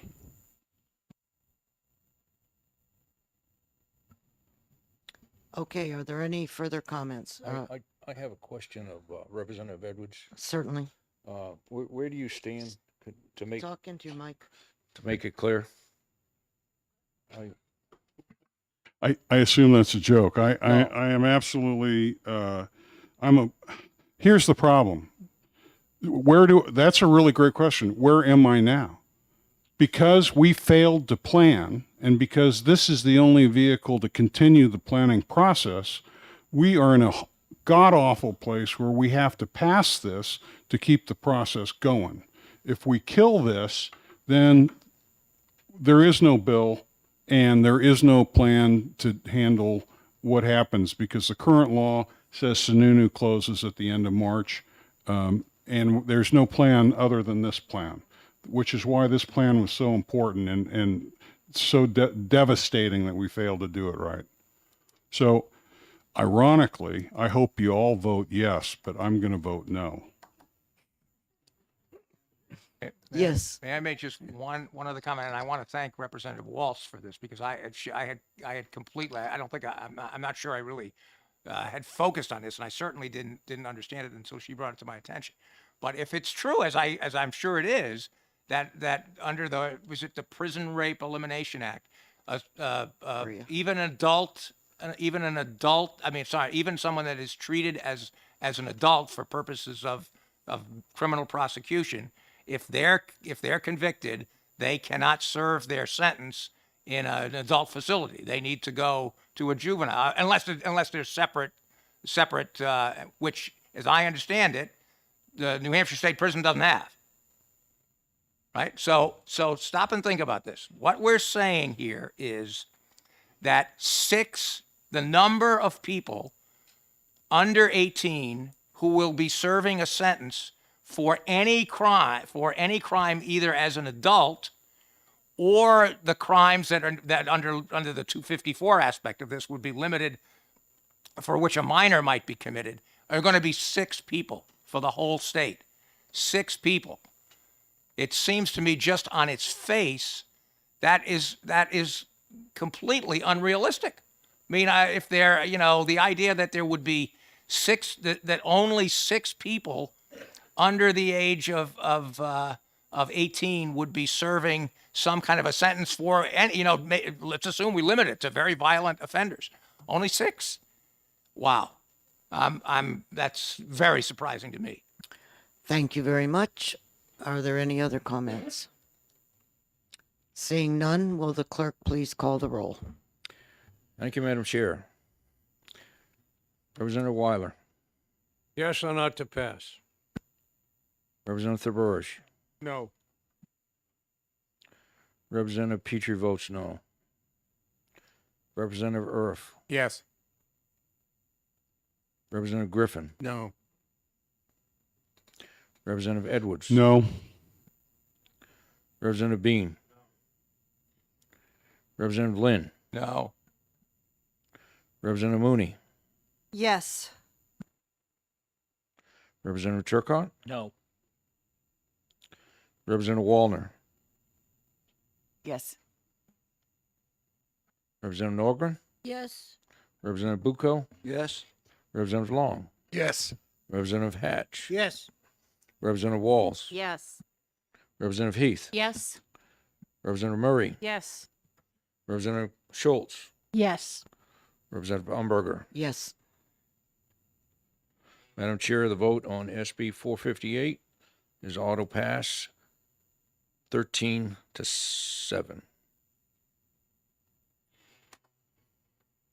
On a vote of 13-7, SB 458 passes. We now turn to SB 459, and we have relative to healthcare facility workplace violence prevention program. And we have an amendment. It's amendment 2022-1871H. Representative Erf? Madam Chair, Oh. that's my amendment. Okay, I move to accept this amendment 2022-1871. and do I, second by Representative Erf. Would you please explain your amendment? Well, first, this has nothing to do with the Sununu Center, so that's good. This bill came to us from the House.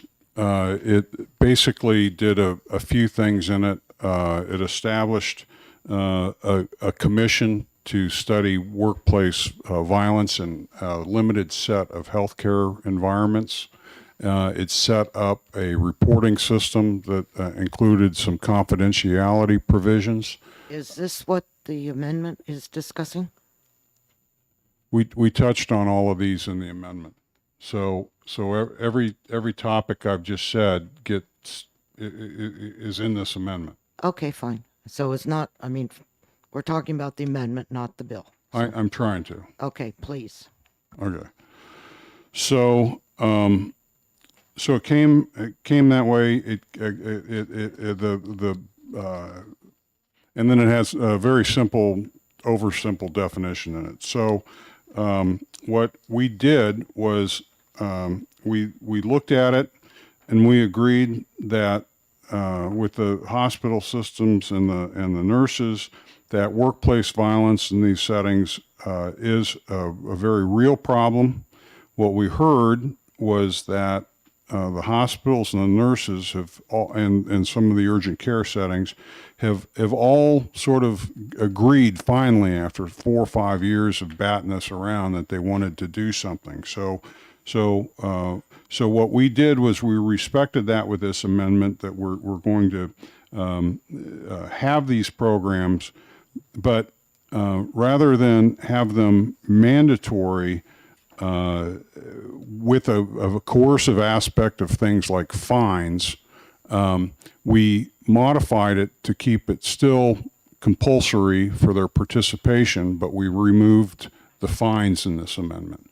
We went into the confidentiality part of the reporting, and in it we made sure that that there was no protection for the commission when they were talking about personally identifiable information.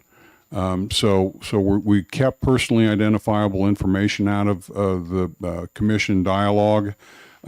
They could introduce it, if there was a police report that the commission wanted to talk about. And we removed, and from the health facilities, we removed the state from being a compulsory member. We did keep the CEO or her designee as a member of the commission itself.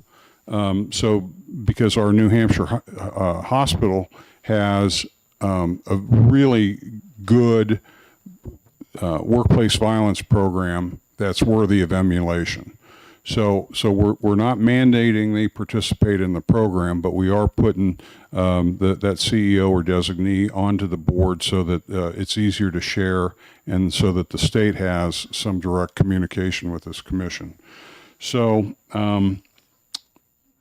we took the workplace violence definition, which originally included as workplace violence, if somebody said verbally abused another person, but the recipient felt absolutely no stress, that was going to be categorized as workplace violence.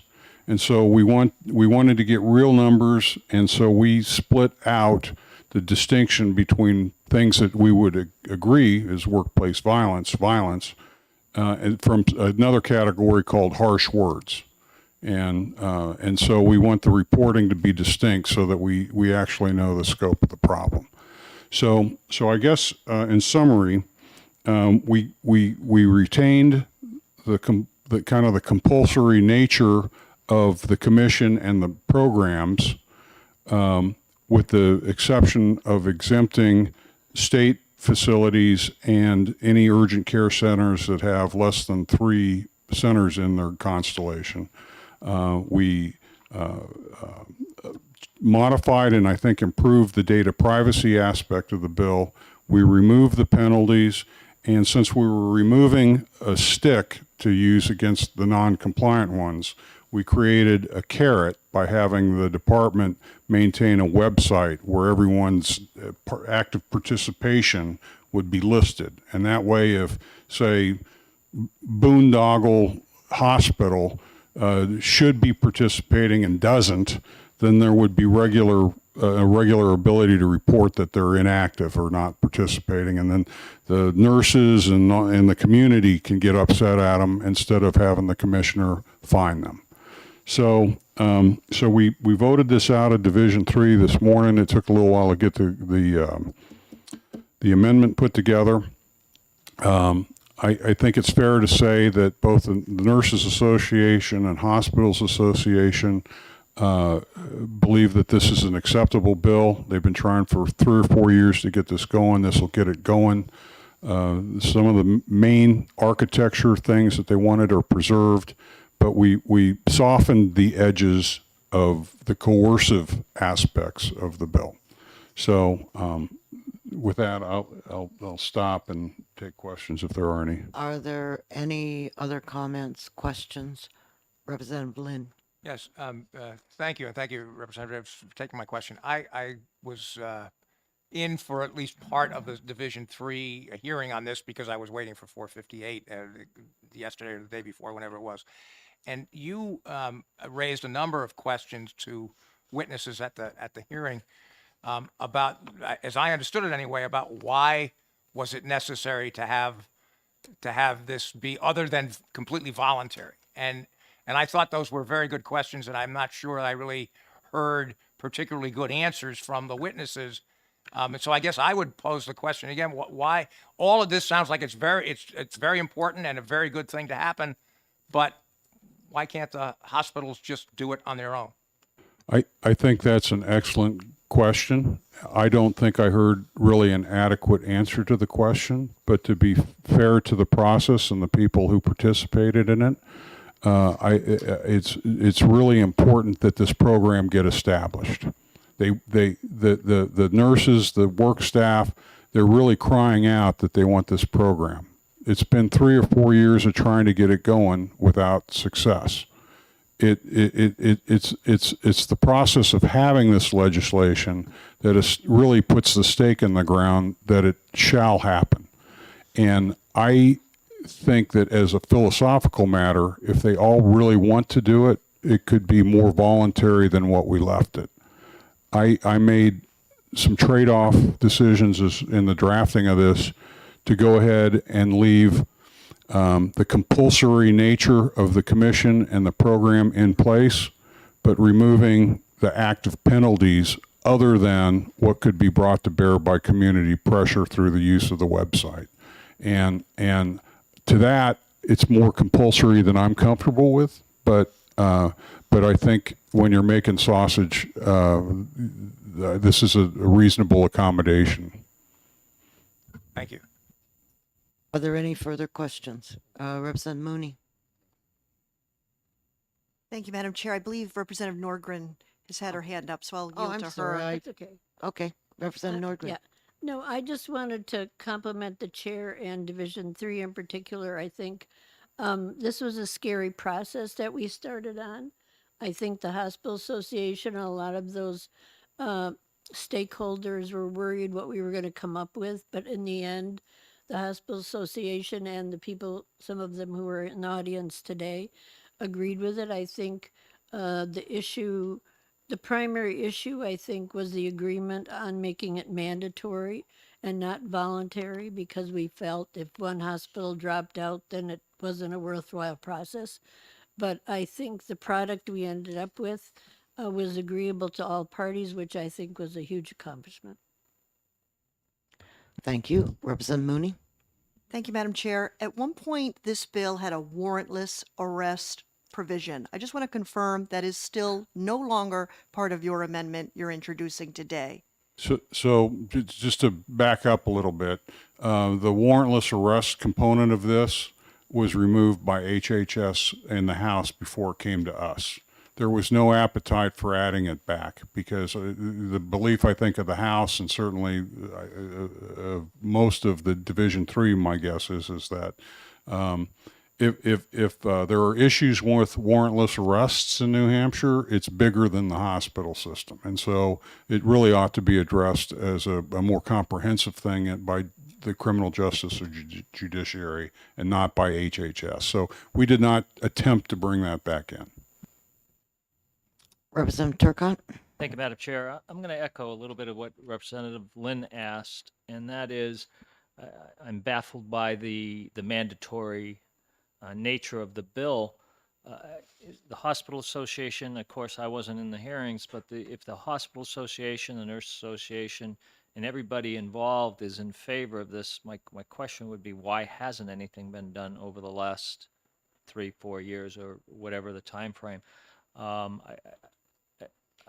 I think making this a mandatory with all the reporting requirements and everything that goes along with it, I think it just, for me, it goes a little bit too far. Thank you, Madam Chair. Would someone like to answer that question? Well, Representative Edwards? thank you. I think our healthcare system has been under tremendous stress in the last 3 years. And so, and I wouldn't be surprised if the very things that were stressing the healthcare system and distracting the executives and others also was contributing to an increase in violence, right? So, so we did put a repeal in this at 10 years, so that if this bill isn't really necessary, it'll age itself out. So why didn't the healthcare system take care of this? I think maybe because it's hard to organize a bunch of cats and get them to agree to things, and if nothing else, by putting it into a law, into a framework, there's something that all of them could look at instead of constantly wrestling with each other on different perspectives of what it should look like. This at least gives them that framework. Could it have been voluntary? I believe it could have been, but at the end of the day, I wanted to make sure that we came up with a program and a commission, and we can revise and extend this legislation based on our experience. One of the things that's in the amendment I should have mentioned was we introduced the fact that the commission has a reporting relationship with the joint. I'm on the darn thing. The Joint HHS Oversight Committee. It had been that the commissioner could only act to make changes in the program or in the law if she had the advice and consent of the commission. So we stripped out the consent part and we inserted HHS. So we should be getting the annual reports. We should be able to monitor this. If the law needs to change, we can change it. But this was, let's at least get the canoe in the water and let people start paddling together. Thank you. Are there any further questions? Seeing none, will the clerk please call the roll? Thank you, Madam Chair. This is SB 459, ought to pass as amended.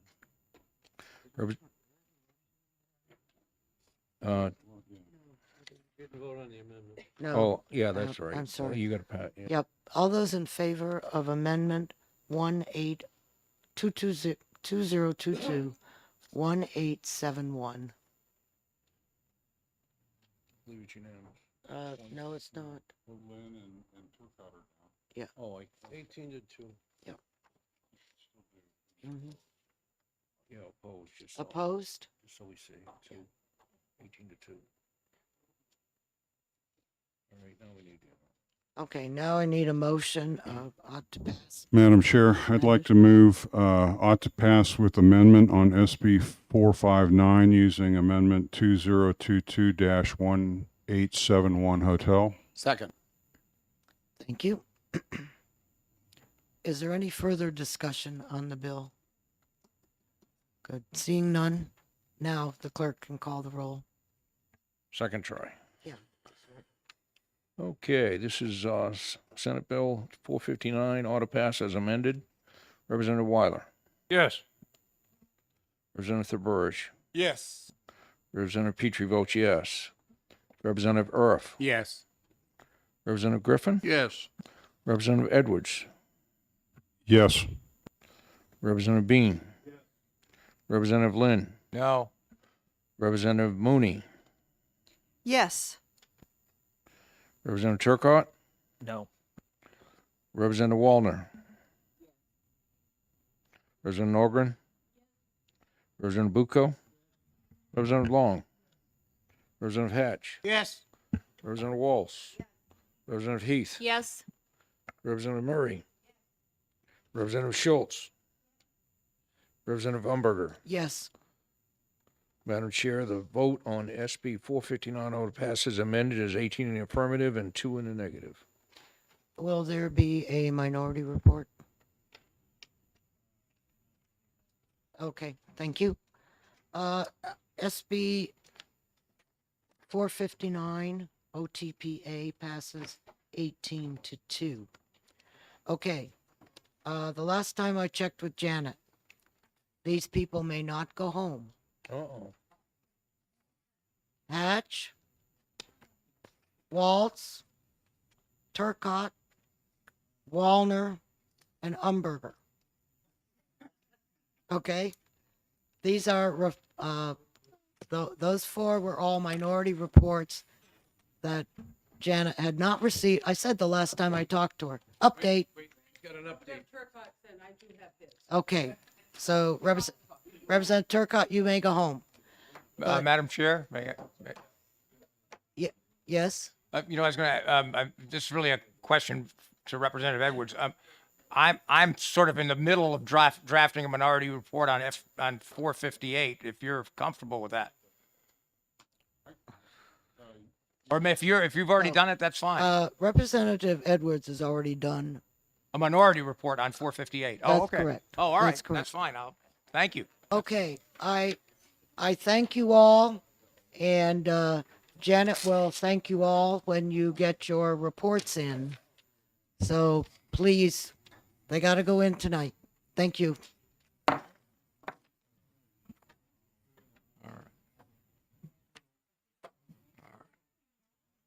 Oh.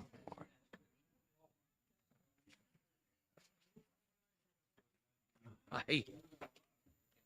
Oh, excuse me.